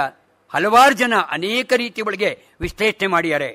ಮಣಿದಿಹ ಮನವೊಂದು ಸಾಧಿಸುವ ಹಠವೊಂದು ನಿಜದ ನೇರಕ್ಕೆ ನಡೆವ ನಿಶ್ಚಲತೆಯೊಂದು ಅನ್ಯಾಯಕ್ಕೆಂದೆಂದು ಭಾಗದೆಚ್ಚರವೊಂದು ಮರುಕಕ್ಕೆ ಪ್ರೇಮಕ್ಕೆ ಚಿರ ತೆರೆದ ಎದೆಯೊಂದು ಅಭಿಹಿ ಅಭಿಹಿ ಅಭಿಹಿ ಎಂಬ ತಾರಕ ವಾಕ್ಯ ನಾಡಿಯನ್ನು ನಡೆಸುತ್ತಿರೆ ಬಾಳನ್ನು ತಿದ್ದುತ್ತಿರೆ ನಡೆ ಮುಂದಕ್ಕೆನ್ನುತ್ತ ಕೂಗುತ್ತಿವೆ ನುಗ್ಗಿಸುತ್ತಿವೆ ಮಣಿದಿಹ ಮನವೊಂದು ಸಾಧಿಸುವ ಹಠವೊಂದು ಅಂತ.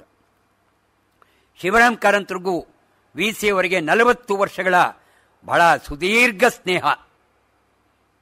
ಶಿವರಾಮ್ ಕಾರಂತರು ಹೋದ ತಕ್ಷಣ ನಮಗೆ ಕಾಲನಟ ಅಂತ ಬರೀತಾರೆ. ಅವರು ಎಷ್ಟು ಚೆನ್ನಾಗಿ ಬರೀತಾರೆ ಅಂದರೆ, ಮೈಗೆ ಬಣ್ಣ ಬಳಿದುಕೊಂಡು ಕಾಗದಗಳ ಕುಚ್ಚ ನುಟ್ಟು ಕಾಲಗೆಜ್ಜೆ ಝಣಕೆನ್ನುತ್ತಿರೆ ಕುಣಿಯುತ್ತಾನೆ ಹೊಸತು ಕಾಲ ಪುರುಷ ನಿವನು ಕುಣಿಯುತ್ತಾನೆ ದಿನಕ್ಕೆ 4 ಆಟ ಕಟ್ಟಿ ಹಾಡಿ ಆಡಿ ಮಾತನಾಡಿ ತಾನು ದಣಿದು ಜೊತೆಯಲೆರನು ದಣಿಸುತ್ತಾನೆ ಹೊಸತು ಕಲೆಯ ಬೆಡೆಗೆ ನೆರಚಿ ಕುಣಿಯುತ್ತಾನೆ ಮಂಗಳೂರು ಬೆಂಗಳೂರು ಧಾರವಾಡ ಕಾರವಾರ ಕನ್ನಡಿಗರ ತಂಡಗಳನ್ನು ಕರೆಸುತ್ತಾನೆ ದಂಡ ತೆತ್ತು ನಾಳೆ ಯಾಸೆಗೆ ಬೀರುತ್ತಾನೆ ಚಿಗುರಿಯಂತೆ ಜಿಗಿಯುತ್ತಾನೆ ಬುಗುರಿಯಂತೆ ತಿರುಗುತ್ತಾನೆ ದಿಸೆಯ ಬಾಚಿ ಹಾಡುತ್ತಾನೆ ಕ್ರಾಂತಿಗೆಟ್ಟು ತೊಡೆಸುತ್ತಾನೆ.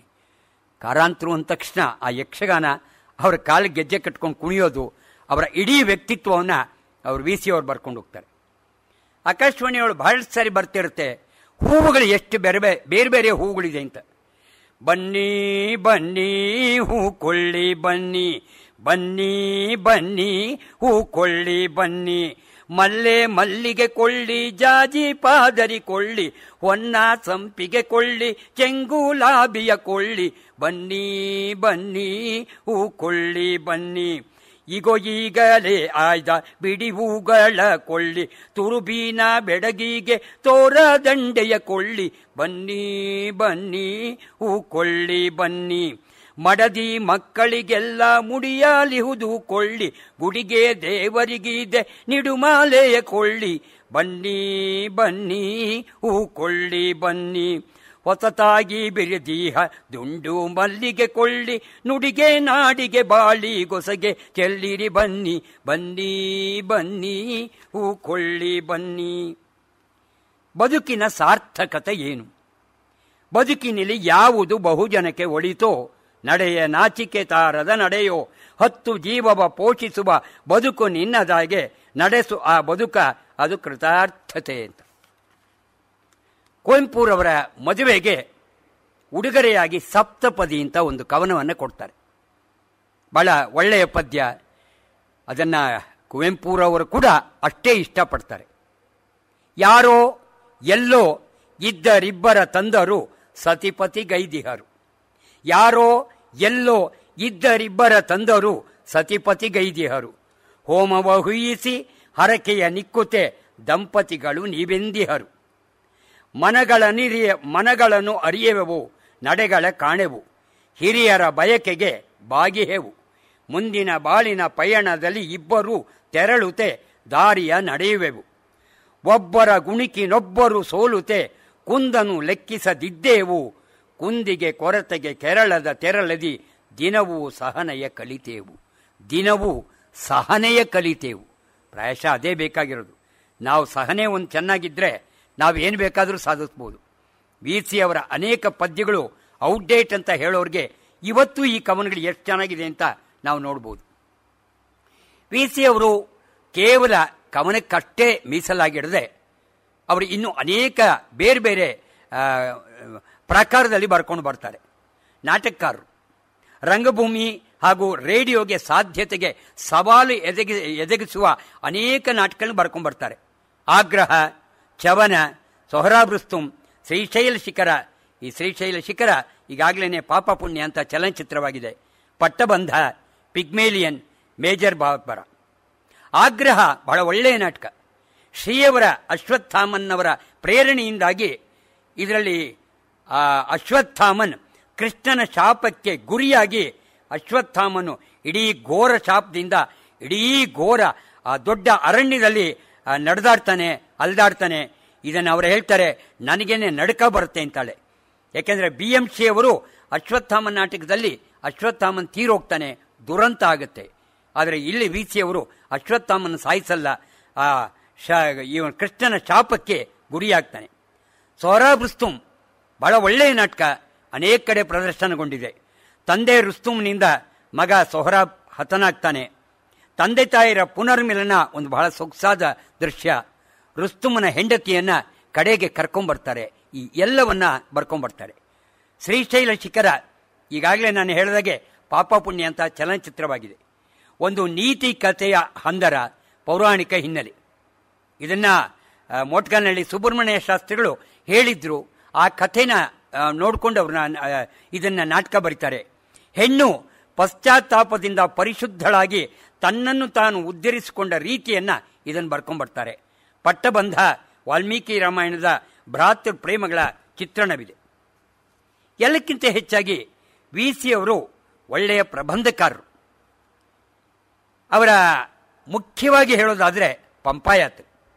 ಪ್ರಾಯಶಃ ಅನೇಕ ಜನ ಅನೇಕ ಸಾರಿ ಓದಿರ್ತಕ್ಕಂಥದ್ದು ಅಂದರೆ ಪಂಪಾಯಾತ್ರೆ. ಕನ್ನಡದ ಪ್ರಪ್ರಥಮ ಪ್ರವಾಸ ಕಥನ ಅಂದರೆ ಈ ಪಂಪಾಯಾತ್ರೆ.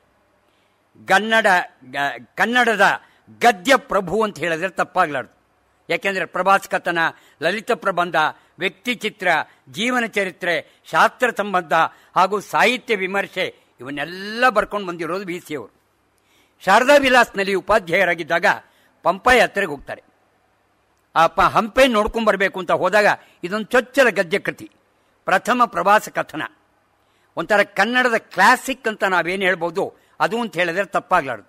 ಆಗ ವಿ ಸಿ ಅವರ ಕೇವಲ 26 ವರ್ಷ. 1925ರಲ್ಲಿ ಬೆಳಗಾವಿ ಸಾಹಿತ್ಯ ಸಮ್ಮೇಳನ ಆದಾಗ ವಿ ಸಿ ಅವರ ಜೊತೆ ಒಳಗಡೆ ಹಂಪೆಗೆ ಹೋಗೋಕ್ಕೆ ಬಂದವರು ಅಂತಂದರೆ ಬೆಳ್ಳಾವಿ ವೆಂಕಟನಾರಾಯಣಪ್ಪನವರು, ಟಿ ಎಸ್ ವೆಂಕಣ್ಣಯ್ಯನವರು, ಡಿ ವಿ ಗುಂಡಪ್ಪನವರು, ಎಂ ಆರ್ ಶ್ರೀನಿವಾಸ ಮೂರ್ತಿಗಳು. ಈ 5 ಜನ ಹಂಪೆಯನ್ನು ನೋಡಕ್ಕೆ ಹೋಗಿ ಅಲ್ಲಿ ಕಂಡ ದೃಶ್ಯಗಳನ್ನು, ಸಾನ್ನಿಧ್ಯ, ಸಹಚರ್ಯ, ಮನೋವಿಲಾಸ, ಮಾತುಕತೆ, ಸ್ಥಳ ಪುರಾಣ, ಇತಿಹಾಸ ಗತವೈಭವ, ಪ್ರಕೃತಿ ಸೌಂದರ್ಯ, ವರ್ತಮಾನ ಸ್ಥಿತಿಗತಿ, ಜನಜೀವನ, ನೈಜ ಜೀವಂತ ಚೇತೋಹಾರಿ ಇದನ್ನು ಓದ್ತಾ ಇದ್ರೆ ಇವತ್ತು ಕೂಡ ನಾವು ಕೂಡ ಅವರ ಜೊತೆ ಒಳಗಡೆ ಹಂಪೆ ನೋಡಕ್ಕೆ ಹೋಗಿದ್ದೀವಿ ಅನ್ನೋ ಭಾಸ ಆಗುತ್ತೆ. ಒಂಥರ ಚೇಳು ಮಂಡ್ರಗಪ್ಪೆಯ ಭಯ, ಇಡೀ ರಾತ್ರಿ ಕಳೆದಿದ್ದು, ಕಾಫಿ ಟಿ ಎಸ್ ಇವರು ನಮ್ಮ ಬೆಳ್ಳಾವಿ ವೆಂಕಟನಾರಾಯಣಪ್ಪನವರು ಕಾಫಿ ತಯಾರಿಸಿದ್ದು, ಯಾಕೆಂದರೆ ಯಜಮಾನರ ಅಡಿಗೆ ಅವರದೇನೆ. ಮತ್ತು 2ನೇ ಭಾಗದಲ್ಲಿ ರಾತ್ರಿಯ ಅನುಭವದ ಕಥನ, ಯಾಕೆಂದರೆ ಹಸುವಿನ ಬಾಧೆ ಒಂದಾಯ್ತು ಅಂತಂದರೆ ಈ ನದಿ ಪ್ರವಾಹ ವಿದ್ಯಾರಣ್ಯರಿಗೆ ಅದಾದಮೇಲೆ ಅಭಿಷೇಕ ಮಾಡಿದ್ದು, ಗಾಳಿ ಮಳೆಯ ಚಳಿಯಾಟ, ಅಂಬಿಗರ ಪ್ರವಾಸ, ಆ ಚಪ್ಪಲಿ ಅಂಗುಷ್ಟ ಕಿತ್ಕೊಂಡು ಹೋಗಿದ್ದು, ಕೊಡೆ ಮಡಿಸ್ಕೊಂಡಿದ್ದು, ಈ ಎಲ್ಲ ಹಾಸ್ಯವನ್ನು ಒಳಗೊಂಡು ಒಂದು ರಮಣೀಯವಾದ ಪ್ರವಾಸ ಕಥವನ್ನು ಬರೆದಿರೋದು ಅಂತಂದರೆ ವಿ ಸಿ ಅವರು. ಅವರಿಗೆ ರಾತ್ರಿ ಒಂದು ಕನಸು ಬೀಳುತ್ತೆ, ವಿಜಯನಗರದ ಕಾಲದ ಬದುಕಿನ ಕನಸು.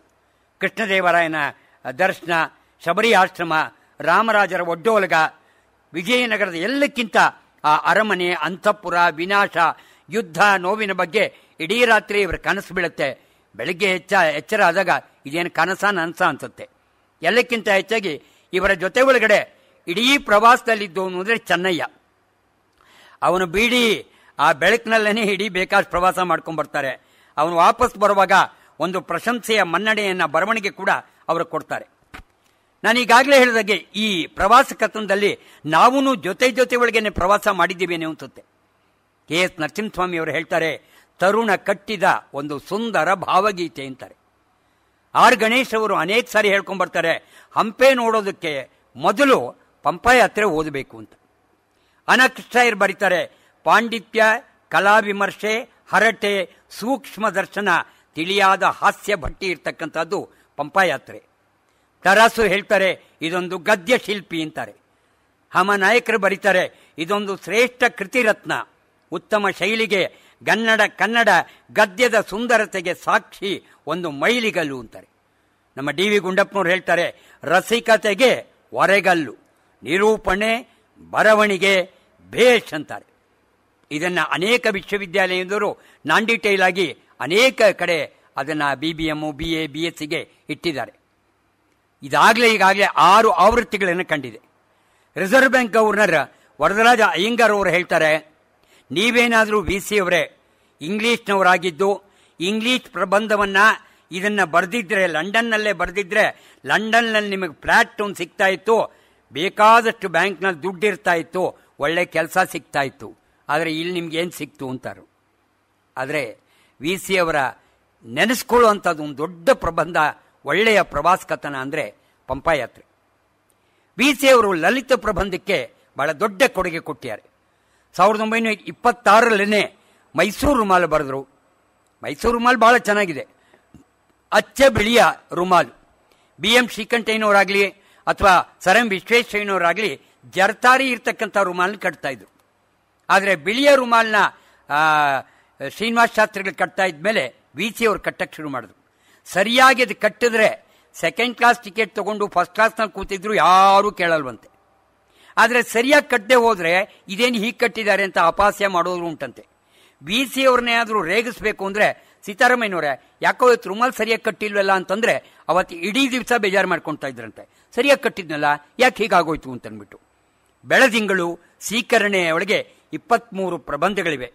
1969ರಲ್ಲಿ ಇನ್ನೊಂದು ಭಾಳ ಸೊಗಸಾದ ಬರೀತಾರೆ, ನಮ್ಮ ಅಜ್ಜಿಯ ಅಡುಗೆ ಇತ್ತು. ಅವರ ಅಜ್ಜಿ ಮಾಡಿದ ಅಡಿಗೆಯ ಬಗ್ಗೆ ಭಾಳ ಚೆನ್ನಾಗಿ ಬರೀತಾರೆ. ಮಹಾರಾಜರಿಗೆ ಅಕ್ಕಿ ಸರಬರಾಜು ಮಾಡ್ತಾ ಇದ್ದವ್ರ ಮನೆ ಒಳಗಡೆ ಇವರು ಪಾಠ ಹೇಳ್ತಾರೆ. ಇವ್ರ ಮನೆಗೆ ಅಕ್ಕಿ ಕಳಿಸ್ಕೊಡ್ತಾರೆ. ಆ ಅಕ್ಕಿ ಒಳಗೆ ಒಳ್ಳೆಯ ಗೋಡಂಬಿ ಹುರಿದು ಒಳ್ಳೆಯ ಒಂದು ತುಪ್ಪನ ಮಾಡ್ತಾರೆ. ವಿ ಸಿ ಹೇಳ್ತಾರೆ, ನನ್ನ ಜೀವಮಾನದಲ್ಲಿ ಅಂಥದ್ದು ನಾನು ಎಂದೂ ತಿಂದಿಲ್ಲ. ಆ ಕಡೆಯ ಅಜ್ಜಿ ಸಾವಿನ ಬಗ್ಗೆ ಬರ್ಕೊಂಡು ಹೋಗ್ತಾರೆ. ಎಷ್ಟು ಸೊಗಸಾಗಿದೆಯೋ ಅದು. ದೋಸೆ ಅಂತೂ ಬಿಡಿ, ಆ ದೋಸೆ ಪ್ರಿಯರು ಅಂದರೆ ವಿ ಸಿ ಅವರು. ಅನೇಕ ವಿಚಾರ ದೋಸೆಗಳು ಅನೇಕ ಕಡೆ, ಯಾವ್ಯಾವ ಕಡೆ ಏನೇನು ದೋಸೆ ಅನ್ನೋದು ಬರ್ಕೊಂಡ್ಬರ್ತಾರೆ. ಕೋಳಿ ಬಗ್ಗೆ ಬರೀತಾರೆ. ಏನಪ್ಪ ಬ್ರಾಹ್ಮಣ ಕೋಳಿ ಬಗ್ಗೆ ಹೇಗೆ ಬರೀತಾ ಅಂದರೆ ಯಾಕೆ ಬರೀಬಾರ್ದು ಅಂತಾರೆ. ಎಲ್ಲಕ್ಕಿಂತ ಹೇಳ್ತಾರೆ, ವ್ಯಕ್ತಿ ಚಿತ್ರಗಳಲ್ಲಿ ಕೆ ಎಸ್ ನಿಸಾರಮದ್ ಅವರು ಹೇಳ್ತಾರೆ, ವಿ ಸಿ ಅವರನ್ನ ಮೀರಿಸುವಂಥವ್ರು ಯಾರೂ ಇಲ್ಲ, ಅಷ್ಟು ಸೊಗಸಾಗಿ ಬರ್ಕೊಂಡ್ಬರ್ತಾರೆ ಅಂತ. 49 ವ್ಯಕ್ತಿ ಚಿತ್ರಗಳನ್ನ ಬರ್ಕೊಂಡ್ಬರ್ತಾರೆ ಮಹನೀಯರು, ಹಿರಿಯರ ಗೆಳೆಯರು ಈ ಪುಸ್ತಕದಲ್ಲಿ. ಶ್ರೇಷ್ಠ ಸಂಗೀತಗಾರರು, ಕಲಾವಿದರು, ನಟರು, ಸಾರ್ವಜನಿಕ ಮುಂದಾಳುಗಳು, sir C V Raman, D C Pavate, T M A Pai, sir M ವಿಶ್ವೇಶ್ವರಯ್ಯನವರು, ಮಿರ್ಜಾ ಇಸ್ಮಾಯಿಲ್, ಹೀಗೆ ಅನೇಕ ವ್ಯಕ್ತಿ ಚಿತ್ರಗಳನ್ನ ಬರ್ಕೊಂಡ್ಬರ್ತಾರೆ. ಅವರ ಬಯೋಡೇಟಾ ಬರೆಯಲ್ಲ, ಅವರ ವ್ಯಕ್ತಿತ್ವ, ಅವರ ಜೊತೆ ಒಳಗಿದ್ದ ಅನೇಕ ಮಧುರ ಕ್ಷಣಗಳು, ದೇಶಕ್ಕಾಗಿ ದುಡಿದಂಥವ್ರ ಬಗ್ಗೆ ಬರ್ಕೊಂಡ್ಬರ್ತಾರೆ. ಟಿ ಪಿ ಕೈಲಾಸಂ ಬಗ್ಗೆ ಅನೇಕ ಜನ ಬರೆದಿದ್ದಾರೆ. ಆದರೆ ವಿ ಸಿ ಅವರ ಒಂದು ಪ್ರಬಂಧ ಇವತ್ತು ಸರ್ವಕಾಲಿಕ ಶ್ರೇಷ್ಠ ಅಂತ ಹೇಳಿದ್ರೆ ತಪ್ಪಾಗ್ಲಾರ್ದು. ಜೀವನ ಚರಿತ್ರೆ ಬಗ್ಗೆ ಸರ್ ಎಂ ವಿಶ್ವೇಶ್ವರಯ್ಯನವರು, ಬಿ ಎಂ ಶ್ರೀಕಂಠಯ್ಯನವರು, ಪಂಜೆ ಮಂಗೇಶ್ ರಾಯರು, ಡಿ ವಿ ಗುಂಡಪ್ಪನವ್ರ ಬಗ್ಗೆ ಅನೇಕ ವಿಚಾರಗಳನ್ನು ಒಳಗೊಂಡಿರ್ತಕ್ಕಂಥ ಜೀವನ ಚರಿತ್ರೆಯನ್ನು ಬರ್ಕೊಂಡ್ಬರ್ತಾರೆ. ಸ್ಮೃತಿ ಚಿತ್ರಗಳು ಈಗಾಗಲೇ ನಾನು ಹೇಳಿದ್ದೀನಿ, ಕಾಲೇಜು ದಿನಗಳು, ಮುಂಬೈ ವಾಸ, ಇದನ್ನು ಒಳ್ಳೆ ಸೊಗಸಾಗಿ ಬರ್ಕೊಂಡ್ಬರ್ತಾರೆ. ಎಲ್ಲಕ್ಕಿಂತ ಹೆಚ್ಚಾಗಿ ಆ ಮುಂಬೈ ವಾಸ ಈಗಾಗಲೇ ನಾನು ಹೇಳಿದೆ, ಅವರಿಗೆ ಅಲ್ಲೇ ಇದ್ದಿದ್ರೆ ಅದೊಂದು ದೊಡ್ಡ ಕಥೆ ಆಗೋದು ಅಂತ. ಶಾಸ್ತ್ರೀಯ ರಚನೆ ಒಳಗೆ ಕನ್ನಡದಲ್ಲಿ ಸಮರ್ಥವಾಗಿ ಬರೆದವರು ಅಂದರೆ ವಿ ಸೀತಾರಾಮಯ್ಯನವರು. ಅರ್ಥಶಾಸ್ತ್ರ, ನ್ಯಾಯ, ಧರ್ಮಶಾಸ್ತ್ರ, ಕಾನೂನು, ಸಂವಿಧಾನ, ರಾಜ್ಯಾಂಗ ತತ್ವ, ಛಂದಸ್ಸು, ಕಾವ್ಯಮೀಮಾಂಸೆ, ಕಲಾಮೀಮಾಂಸೆ, ಮಾನವ ವಿಕಾಸಶಾಸ್ತ್ರ, ತತ್ವಶಾಸ್ತ್ರ, ವ್ಯಾಸಂಗಶಾಸ್ತ್ರ ಇವುಗಳು ಅವಿರತವಾಗಿ ನಡೆದಿತ್ತು. ಅದರ ಬಗ್ಗೆ ಒಳ್ಳೆ ಅನೇಕ ಪುಸ್ತಕಗಳನ್ನು ಬರ್ಕೊಂಬಂದರು. ಹಣ ಪ್ರಪಂಚ, ವ್ಯವಹಾರ ಧರ್ಮ, ಭಾರತದ ರಾಜ್ಯಾಂಗ ರಚನೆ, ಸಂವಿಧಾನ, ಕಾನೂನು ಕೃತಿಗಳನ್ನು ಬಹಳ ಚೆನ್ನಾಗಿ ಬರೆದಿದ್ದಾರೆ. ಹಣ ಪ್ರಪಂಚ 1937ರಲ್ಲಿ ಕನ್ನಡದಲ್ಲಿ ಬರೆದಿದ್ದಾರೆ. ನಿಜಕ್ಕೂ ಇದೊಂದು ದೊಡ್ಡ ಅಧ್ಯಯನದ ಪುಸ್ತಕ. 366 ಪುಟಗಳಲ್ಲಿ ಇಡೀ ಹಣದ ಸದ್ವಿನಿಯೋಗ, ಅವಶ್ಯಕತೆ, ಸಾಮಾಜಿಕ ಕಳಕಳೆ, ಸಮಸ್ತ ಕಾರ್ಯಕಲಾಪ ಕುರಿತು ಸಮಗ್ರವಾಗಿ ಅಧ್ಯಯನ ಮಾಡುವಂಥ ಪುಸ್ತಕ ಅಂತಂದರೆ ಹಣ ಪ್ರಪಂಚ. ಪ್ರಾಯಶಃ ಕನ್ನಡದಲ್ಲಿ ಇನ್ನೊಂದು ಪುಸ್ತಕ ಬಂದಿಲ್ಲ ಅಂತಂದರೆ ತಪ್ಪಾಗಲಾರ್ದು. ಸಾಹಿತ್ಯ ವಿಮರ್ಶೆ, ವಿ ಸಿ ಅವರು ಶ್ರೇಷ್ಠ ವಿಮರ್ಶಕರು. ಅವರೇ ಹೇಳ್ತಾರೆ, ವಿಮರ್ಶೆ ಒಂದು ಪಂಜು ಅಥವಾ ರಾಜದಂಡ ಅಲ್ಲ ಅಂತಾರೆ. ಅನೇಕ ಉತ್ಸಾಹಿ ಕವಿಗಳಿಗೆ ವಿಮರ್ಶೆ ಮಾಡಿ ಅವರನ್ನು ಉತ್ಸಾಹಿಸಿ ಅನೇಕ ಬರವಣಿಗೆಗೆ ಪ್ರೋತ್ಸಾಹ ನೀಡಿದವರು ಅಂದರೆ ವಿ ಸಿ ಅವರು. ವಾಲ್ಮೀಕಿ ರಾಮಾಯಣ ಕೇಂದ್ರ ಸಾಹಿತ್ಯ ಅಕಾಡೆಮಿಗೆ ಬಂತು. ಆಮೇಲೆ ಮಾನವೀಯ ಗುಣಗಳನ್ನು ಹೊಂದಿರತಕ್ಕಂಥದ್ದು ಬಹಳ ಸೊಗಸಾದ್ದು. ಎಲ್ಲಕ್ಕಿಂತ ಹೆಚ್ಚಾಗಿ ಮಹಾಭಾರತದ ಕೃಷ್ಣ ಚರಿತ್ರೆ ಸೊಗಸಾದ ಪುಸ್ತಕ. ಕೃಷ್ಣನ ಪ್ರಸಂಗಗಳನ್ನು ಆಯ್ದು ಅವನ ಗುಣಶೀಲ ವ್ಯಾಪಾರಗಳನ್ನು, ಅವನ ಮಾನತ್ವಕ್ಕೆ ಪುರುಷೋತ್ತಮನಾಗಿ ಹೆಚ್ಚು ಹೇಗೆ ಬೆಲೆ ಕೊಡ್ತಾ ಇದ್ರು ಅನ್ನೋದನ್ನ ಚೆನ್ನಾಗಿ ಬರ್ತಿರ್ತಕ್ಕಂಥ ಒಂದದ್ದು ಅಂದರೆ ಮಹಾಭಾರತದ ಕೃಷ್ಣ ಚರಿತ್ರೆ ಅಂತ. ಭಾರತದ 5 ಮಾನ್ಯರು ಅಂತ ಬರೆದರು. ಮಹಾಕವಿ ಪಂಪ ಇಂಗ್ಲಿಷ್ನಲ್ಲಿ ಬಹಳ ವಿರಳವಾದ ಗ್ರಂಥ. ಜೀವನ ಮೌಲ್ಯಗಳನ್ನು ಸಾರವತ್ತಾಗಿ ವಿವೇಚಿಸಿದ್ದಾರೆ. ಅಭಿಜ್ಞಾನ ಶಾಕುಂತಲ, ಕರ್ನಾಟಕ ಕಾದಂಬರಿ, ಅಶ್ವತ್ಥಾಮನ್ ವಿಮರ್ಶಾ ಗ್ರಂಥ. ಸಾಹಿತ್ಯ ದೃಷ್ಟಿ ಒಳಗಡೆ ವಿ ಸಿ ಅವರು ನಿಜಕ್ಕೂ ಎಷ್ಟು ಕೊಡುಗೆ ಕೊಟ್ಟಿದ್ದಾರೆ ಅಂತಾರೆ. ಅನುವಾದಗಳು ಕೂಡ ಮಾಡಿದ್ದಾರೆ. ಇಂಗ್ಲಿಷ್ನಲ್ಲಿ ಪಂಜೆ, ತ್ಯಾಗರಾಜ, ಪಿಗ್ಮೇಲಿಯನ್, ಮೇಜರ್ ಬಾರ್ಬರಾ, ಮೊಬಿಡಿಕ್ ಅಂತ. ಸರ್ ಎಂ ವಿಶ್ವೇಶ್ವರಯ್ಯನವ್ರ ಬಗ್ಗೆ, ಡಿ ವಿ ಜಿ ಅವರ ಬಗ್ಗೆ ಬಹಳ ಸೊಗಸಾಗಿ ಪುಸ್ತಕಗಳನ್ನ ಬರ್ಕೊಂಡ್ಬರ್ತಿದ್ದಾರೆ. ಬಹಳ ಚೆನ್ನಾಗಿ ಹೇಳ್ತಾರೆ ಒಬ್ರು, much of V C consist what he has not return. ಅದೇ ಇರೋದಲ್ಲಿ IBH ಮುದ್ರಣಾಲಯಕ್ಕೋಸ್ಕರ ಕವಿಕಾವ್ಯ ಪರಂಪರೆ ಅಂತ ವಿ ಸಿ ಸಂಪಾದಕರಾಗಿ ಅನೇಕ ಉತ್ತಮ ಕೃತಿಗಳನ್ನು ಪ್ರಕಟಿಸಿದ್ದಾರೆ. 22 ಕೃತಿಗಳನ್ನು ವಿದ್ಯಾರ್ಥಿಗಳಿಗೆ, ಅದರಲ್ಲೂ ಸಾಹಿತ್ಯದ ಬಗ್ಗೆ ಆಸಕ್ತಿ ಮೂಡಿಸುವಂತಹದ್ದು ಅನೇಕ ಕವಿ ಕೃತಿಗಳನ್ನು ಪರಿಚಯ ಮಾಡಿಕೊಟ್ಟಿದ್ದಾರೆ. ಪ್ರಬುದ್ಧ ಕರ್ನಾಟಕ, ಕನ್ನಡ ನುಡಿ, ಕನ್ನಡ ಸಾಹಿತ್ಯ ಪರಿಷತ್ ಪತ್ರಿಕೆ ಇದಕ್ಕೆ ಸಂಪಾದಕರಾಗಿದ್ದರು. ಪ್ರಬುದ್ಧ ಕರ್ನಾಟಕ ಬೆಳ್ಳಿಯ ಸಂಚಿಕೆಯ ಸಂಪಾದಕರು ವಿ ಸಿ ಅವರಾಗಿದ್ದರು. IBH ಮುದ್ರಣದಲ್ಲಿ ಬಂದಿರತಕ್ಕಂಥ ಪುಸ್ತಕಗಳು ಬಹಳ ಒಳ್ಳೆಯ ಪುಸ್ತಕಗಳು. ಕವಿರಾಜ ಮಾರ್ಗ, ನಾಗವರ್ಮ, ರನ್ನ, ಕುಮಾರವ್ಯಾಸ, ಜನ್ನ, ಹರಿಹರದೇವ, ರಾಘವಾಂಕ, ಮುದ್ದಣ, ಯಕ್ಷಗಾನ, ತಿರುಮಲಾಚಾರ್ಯ, ನೇಮಿಚಂದ್ರ, ಇನ್ನೂ ಅನೇಕ ಮಹತ್ವದ ಕೃತಿಗಳನ್ನು ವಿ ಸಿ ಸಂಪಾದಕರಲ್ಲಿ ಮೂಡಿಬಂತು IBH ಮುದ್ರಣಾಲಯದಲ್ಲಿ. ಇನ್ನೂ ಒಂದೇನು ಅಂದರೆ ಅವರಿಗೆ ಬಂದಿರತಕ್ಕಂಥ ಬಹಳ ಇದಂದರೆ ಕೇಂದ್ರ ಸಾಹಿತ್ಯ ಅಕಾಡೆಮಿ ಅದರಲ್ಲಿ ಸದಸ್ಯರಾಗಿದ್ದರು.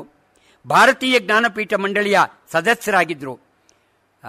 ಕುವೆಂಪುರವರ ರಾಮಾಯಣ ದರ್ಶನ ಬರಬೇಕು ಅಂತ ಬಹಳಷ್ಟು ಪ್ರಯತ್ನ ಪಟ್ಟಿದ್ರು. ಎಲ್ಲಕ್ಕಿಂತ ಮಾಸ್ತಿಯವರ ಶಿವರಾತ್ರಿ, DVG ಅವರ ಮಂಕುತಿಮ್ಮನ ಕಗ್ಗ ಬರಲೇಬೇಕು ಅಂತ ಅವರು ಬಹಳ ಪ್ರಯತ್ನ ಪಟ್ಟಿದ್ರು. ಆದರೆ ಆಗ ಬರೆದಿದ್ರು ಕೂಡ ಮುಂದೆ ಕಾರಂತರಿಗೆ ಮತ್ತು ಬೇಂದ್ರೆ ಅವರಿಗೆ ಜ್ಞಾನಪೀಠ ಪ್ರಶಸ್ತಿ ಬರೋದಕ್ಕೆ VC ಅವರ ಕೃತಶತ್ರು ಕಾರಣ ಅಂತಂದರೆ ತಪ್ಪಾಗಲಾರದು. ಸಾಹಿತ್ಯ ಪರಿಷತ್ತಿನ ಕೋಶಾಧಿಕಾರಿಗಳಾಗಿದ್ದರು. ಅಖಿಲ ಕರ್ನಾಟಕ ಸಾಹಿತ್ಯ ಸಮ್ಮೇಳನ ಕಾರವಾರದಲ್ಲಿ ನಡೆದಾಗ ಅಲ್ಲಿ ಕವಿಗೋಷ್ಠಿಯ ಅಧ್ಯಕ್ಷರಾಗಿದ್ದರು.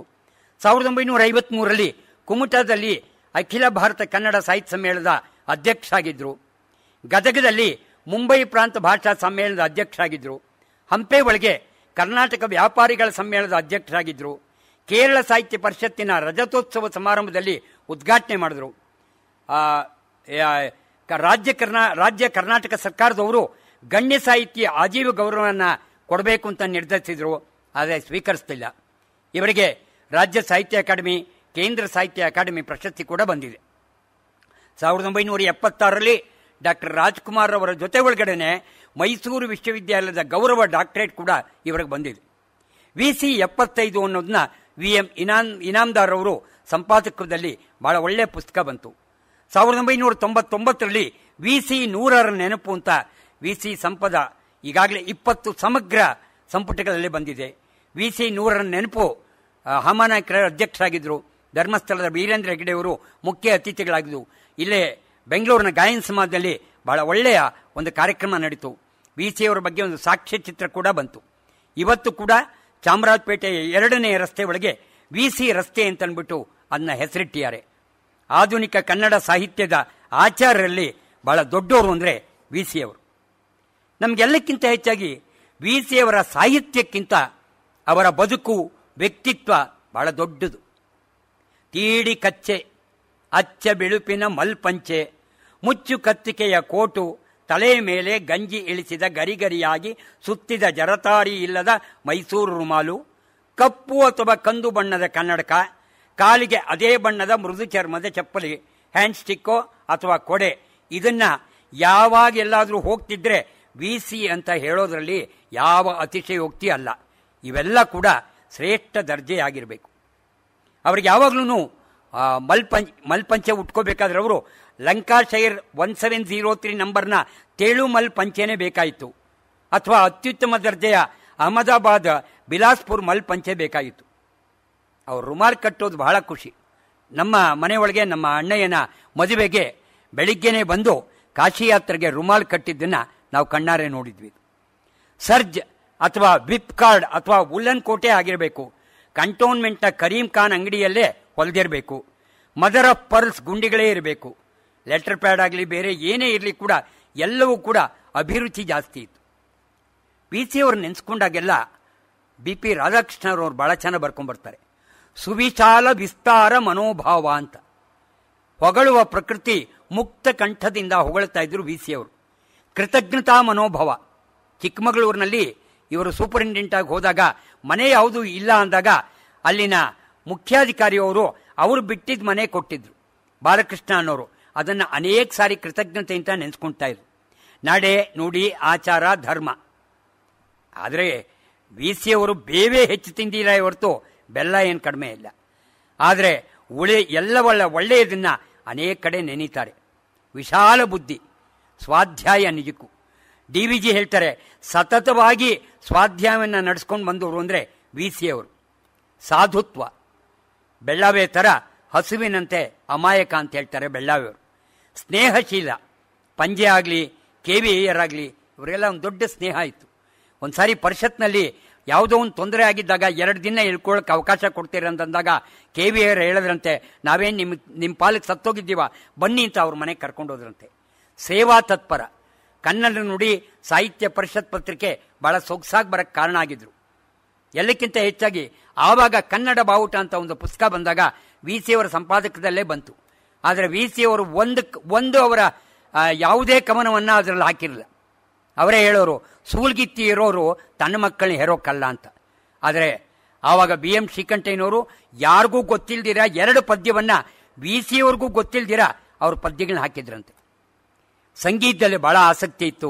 ಯಾಕೆಂದರೆ ರಾಮೇಶ್ವರ ಗುಡಿಯಿಂದ ಅನೇಕ ಸಂಗೀತ ಕಚೇರಿಗಳನ್ನ ಕೇಳೋ ಅವಕಾಶ ಇತ್ತು. ಚಿತ್ರಕಲಾರಾಧಕ KK ಹೆಬ್ಬಾರ್ ಅವರು ಕೂಡ ಬಹಳ ಒಳ್ಳೆಯ ಸ್ನೇಹಿತರಾಗಿದ್ದರು. ಅವರ ಮನೆ ರೂಮ್ನಲ್ಲಿ ಅನೇಕ ದೇಶ ವಿದೇಶ ಕೋಣೆಯಲ್ಲಿ ಅನೇಕ ಕಲಾವಿದರ ಚಿತ್ರಗಳಿತ್ತು.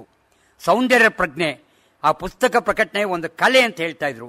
ಸರಳ ಜೀವನ, ಒಂದು ಸಣ್ಣ ಕೋಣೆ ಅವ್ರ ರೂಮು, ಆ ಸಣ್ಣ ಕೋಣೆಯೊಳಗೆ ಚಾಪೆ ಹಾಸ್ಬಿಟ್ಟು ಅವರ ಹಾಸಿಗೆ ಹಾಕ್ಕೊಂಡಿದ್ರು.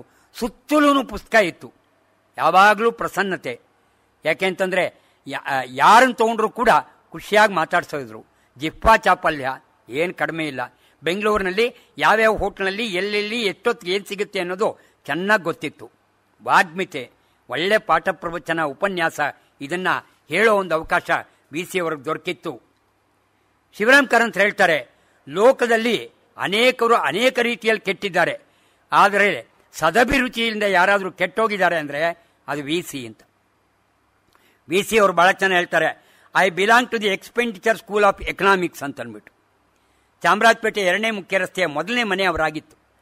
ಅವರು BBC, ಲಿಸ್ನರ್, ಆಮೇಲೆ ಸಪ್ಲಿಮೆಂಟ್, ದಿ ಎಕನಾಮಿಸ್ಟ್ ಅಂತ ಎಲ್ಲ ನಿಯತಕಾಲಿಕೆಗಳನ್ನು ಅವರು ತರಿಸ್ಕೊಳ್ತಾ ಇದ್ರು.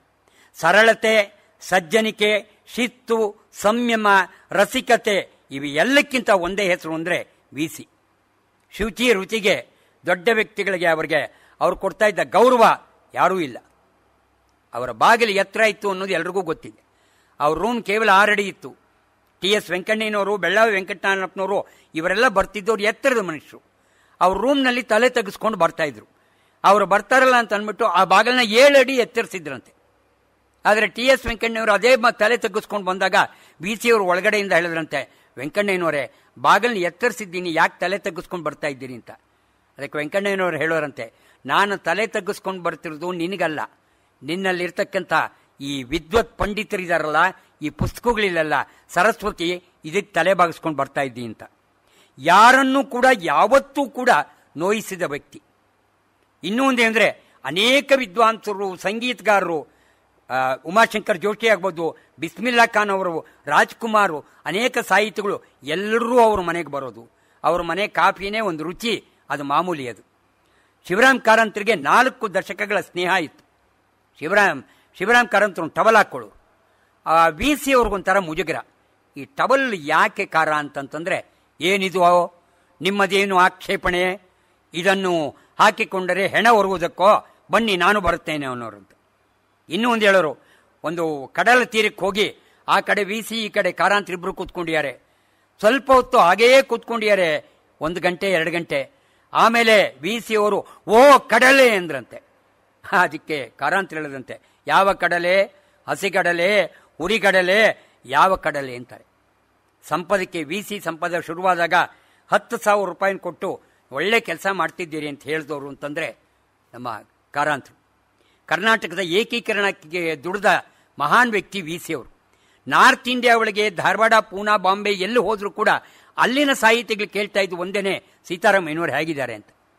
ಬದುಕಿನಲ್ಲಿ ಸೊಗಸು, ಸರಸ, ವಿರಸ ಇದನ್ನೆಲ್ಲ ತಮ್ಮ ಬದುಕಿನಿಂದಲೇ ತೋರಿಸ್ಕೊಂಡು ಬಂದವರು ಅಂದರೆ ವಿ ಸಿ ಅವರು.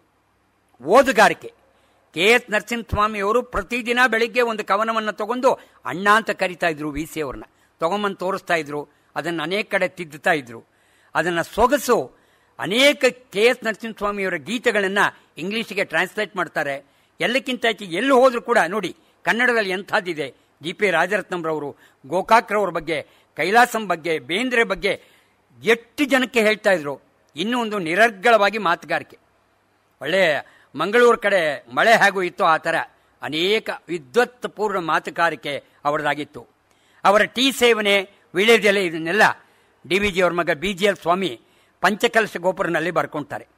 ಕಾಫಿ ಸಮಾರಾಧನೆ ಬಿಡಿ, ಸಜ್ಜನರಾವ್ ಸರ್ಕಲ್ನ ಅನಂತರಾಮಯ್ಯನವರ ಫ್ಲೇವರ್ ಕಾಫಿ ವರ್ಕ್ಸಿಂದನೇ ಕಾಫಿ ಬೇಕಾಗಿತ್ತು. ಅವರ ಮನೆ ಒಳಗೆ 1 kg ಕಾಫಿ ಪೌಡ್ರು ಕೇವಲ ಪೌಡರು 2 ದಿನ ಅಥವಾ 3 ದಿನ ಬರೋದು. ಯಾರೇ ಬರಲಿ ನೋಡು ಅನ್ನೋರು. ನೋಡು ಅಂದರೆ ಹೆಂಡತಿ ಬಂದು ನೋಡ್ಕೊಂಡೋಗಿ ಎಷ್ಟು ಜನ ಬಂದಿಯವರೋ ಅವರ ಕಾಫಿ ಸಮಾರಾಧನೆ ನಡೀತಾ ಇತ್ತು. ಅನೇಕ ಸಾರಿ ಹಮಾನಾಯ್ಕರವರು ಸಾಕ್ಷಿ ಮರಳೆ ಹೇಳ್ತಾರೆ, ನಾನು ಆ ಕಡೆ ಹೋಗೋದೇ ಬಿಡ್ತಾ ಇದ್ವಿ, ಯಾಕೆಂದರೆ ಹೋದ್ರೆ ಕಾಫಿ ಗ್ಯಾರಂಟಿ ಅಂತ ಅಂದ್ಬಿಟ್ಟು.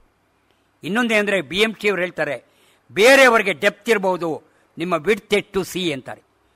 ಎಲ್ಲಕ್ಕಿಂತ ಹೆಚ್ಚಾಗಿ TS ವೆಂಕಣ್ಣಯ್ಯರು, ಮಾಸ್ತಿ, BMC, AR ಕೃಷ್ಣಶಾಸ್ತ್ರಿಗಳು ಕಂಡ್ರೆ ಬಹಳ ಗೌರವ. ರಾಳ್ಳಪಲ್ಲಿ ಅನಂತ ಕೃಷ್ಣಶರ್ಮರವ್ರನ್ನ ಕಂಡ್ರೂ ಕೂಡ ಅಷ್ಟೇ ಗೌರವ ಇದು. ಧಾರವಾಡದ ಬೇಂದ್ರೆಯವ್ರಿಗಂತೂ ವಿ ಸಿ ಅವ್ರನ್ನ ಕಂಡ್ರೆ ಬಹಳ ಇಷ್ಟ. ಒಂದು ಸಾರಿ ವಿ.ಸಿ. ಬೇಂದ್ರೆಯವರು ಇಬ್ರು ಮಾತಾಡಿಕೊಂಡು ಆ ಕಾಲದಲ್ಲಿ ಏನೋ ಮುನಿಸಿತ್ತು ಬೇಂದ್ರೆಯವರೆಗೂ ಮತ್ತೆ ಶಂಭಾ ಜೋಶಿಯವರೆಗೂ. ಆದರೆ ಇಬ್ರು ಮಾತಾಡ್ಕೊಂಡು ಶಂಭಾ ಜೋಶಿ ಮನೆಗೆ ಹೊರಟೋದ್ರಂತೆ. ಬೇಂದ್ರೆಗೂ ಗೊತ್ತಿಲ್ಲ ಶಂಭಾ ಜೋಶಿಯವ್ರ ಮನೆಗೆ ಹೋಗಿದ್ದೀನಿ ಅಂತ. ಒಳಗೋದ್ಮೇಲೆ ಎಲ್ಲ ವೈಮನಸ್ಸು ಮರೆತು 1 ಗಂಟೆ ಸುಖವಾಗಿದ್ರಂತೆ. ಅದು ವಿ.ಸಿ. ಅವರು ನಿಜಕ್ಕೂ ಯಾರನ್ನಾದರೂ ಸೆಳೆಯುವ ಒಂದು ವ್ಯಕ್ತಿತ್ವ ವಿ.ಸಿ. ಪರಿಷತ್ತಿನ ಕೋಶಾಧಿಕಾರಿಗಳಾಗಿ ಎಷ್ಟೋ ಒಂದು ಒಳ್ಳೆ ಕೆಲಸ ಮಾಡಿದ್ದಾರೆ, ಸಂಪಾದಕರಾಗಿ ಕೆಲಸ ಮಾಡಿದ್ದಾರೆ. ಹಾಸ್ಯ ಪ್ರಜ್ಞೆ ಬಹಳ ಇತ್ತು, ಅವರನ್ನವರೇ ಹಾಸ್ಯ ಮಾಡ್ಕೊಳ್ಳೋರು.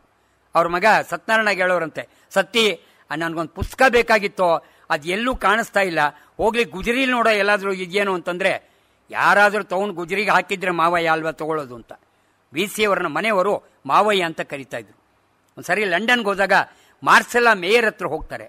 ಹೋದಾಗ ಆ ಮಾರ್ಸೆಲಾ ಬಗ್ಗೆ ಎಲ್ಲ ಡೀಟೇಲ್ ಆಗಿ ವಿ.ಸಿ. ಅವರು ಹೇಳ್ತಾರೆ.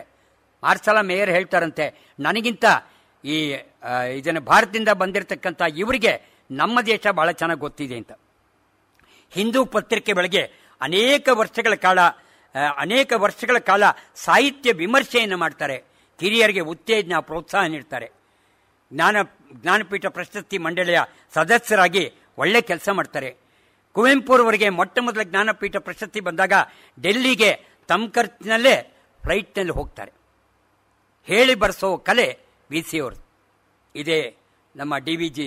ಗೋಖಲೆ ಸಾರ್ವಜನಿಕ ಸಂಸ್ಥೆಯ ಗೌರವ ಕಾರ್ಯದರ್ಶಿಗಳಾಗಿರ್ತಕ್ಕಂಥ ಎಸ್.ಆರ್. ರಾಮಸ್ವಾಮಿಯವರು, ಬಿ. ವೆಂಕೋಬ್ರಾವ್ರವರು, ಎಂ. ಬಿ. ವೆಂಕಟೇಶ್ ಮೂರ್ತಿ ಮತ್ತು ಅವರ ತಮ್ಮ ವಿ. ಎಸ್. ಕೃಷ್ಣಮೂರ್ತಿ ಅವರ ಮಗ ಇವರೆಲ್ಲ ಬರ್ಕೊಳ್ತಾ ಇದ್ರು. ಕನ್ನಡ, ಇಂಗ್ಲಿಷ್ ಶ್ರೇಷ್ಠ ವಾಗ್ಮಿಗಳಾಗಿದ್ದರು. ಬದುಕಿನಲ್ಲಿ ಎಷ್ಟೇ ಕಹಿ ಉಂಡಿದ್ರು ಕೂಡ ಯಾರ ಬಗ್ಗೆಯೂ ಕೂಡ ಕೆಟ್ಟ ಮಾತಾಡಿರಲಿಲ್ಲ. ಬೇರೆಯವರಿಗೆ ತಮ್ಮ ಕಷ್ಟಗಳನ್ನು ಹೇಳ್ತಾ ಇರಲಿಲ್ಲ, ಗೊಣಗದವರಲ್ಲ.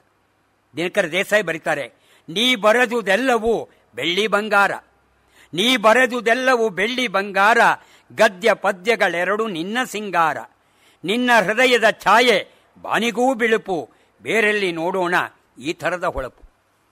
ಅನೇಕ ಜನ ಬೇಜಾರಾದರೆ ವಿ.ಸಿ. ಅವ್ರ ರೂಮ್ಗೆ ಹೋಗಿ 1 ಗಂಟೆ ಕೂತ್ಕೊಂಡು ನೆಮ್ಮದಿ ಪ್ರಶಾಂತತೆ ಗಳಿಸಿದವರು ಬೇಕಾಷ್ಟು ಜನ ಇದ್ದಾರೆ. ಪಡ್ಕೊಂಡೆ ರಮಾನಂದರು ಅನೇಕ ಕಡೆ ಬರ್ಕೊಂಡ್ಬರ್ತಾರೆ. 1983 ಸೆಪ್ಟೆಂಬರ್ 4ರಂದು ಸ್ವರ್ಗಸ್ಥರಾದರು. ನಾನಾಗ ಮುಂಬೈನಲ್ಲಿ ಕೆಲಸದಲ್ಲಿದ್ದೆ.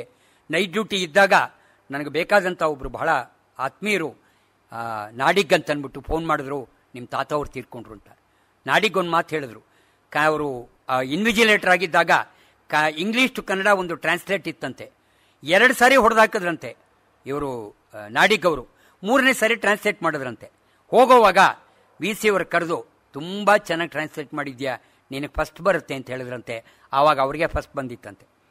ಆಗ ಚಾಮರಾಜಪೇಟೆ ಒಳಗೆ ಇಡೀ ಚಾಮರಾಜಪೇಟೆ ನಮ್ಮ ಮೇಷ್ಟ್ರು ಹೋಗ್ಬಿಟ್ರಲ್ಲ ಅಥವಾ ಸ್ವಯಂ ಘೋಷಿತ ಬಂದನ್ನು ಆಚರಿಸಿದ್ರು. P. V. Joshi, B. P. Radhakrishna, Ganjam Bhimaji, Madhava Mallya, B. ರಾಚಯ್ಯನವರು ಇವರೆಲ್ಲರೂ ಕೂಡ ಸ್ಮಶಾನದಲ್ಲಿದ್ದರು. ತಂದೆ ಹರಕೆ ಅಂತ ಬರೀತಾರೆ.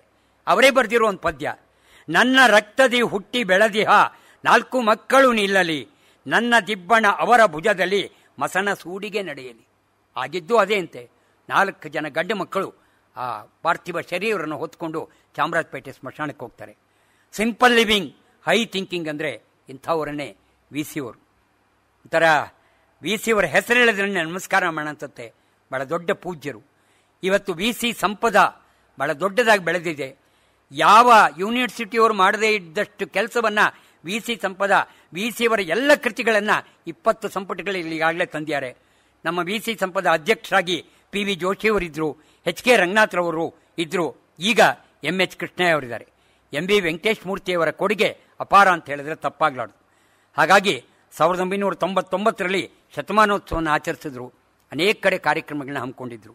ಹಾಗಾಗಿ ವಿ.ಸಿ. ಅವರು ಕನ್ನಡ ಸಾಹಿತ್ಯದ ದಿಗ್ಗಜರು ಅನ್ನೋದರಲ್ಲಿ ತಪ್ಪೇನಿಲ್ಲ.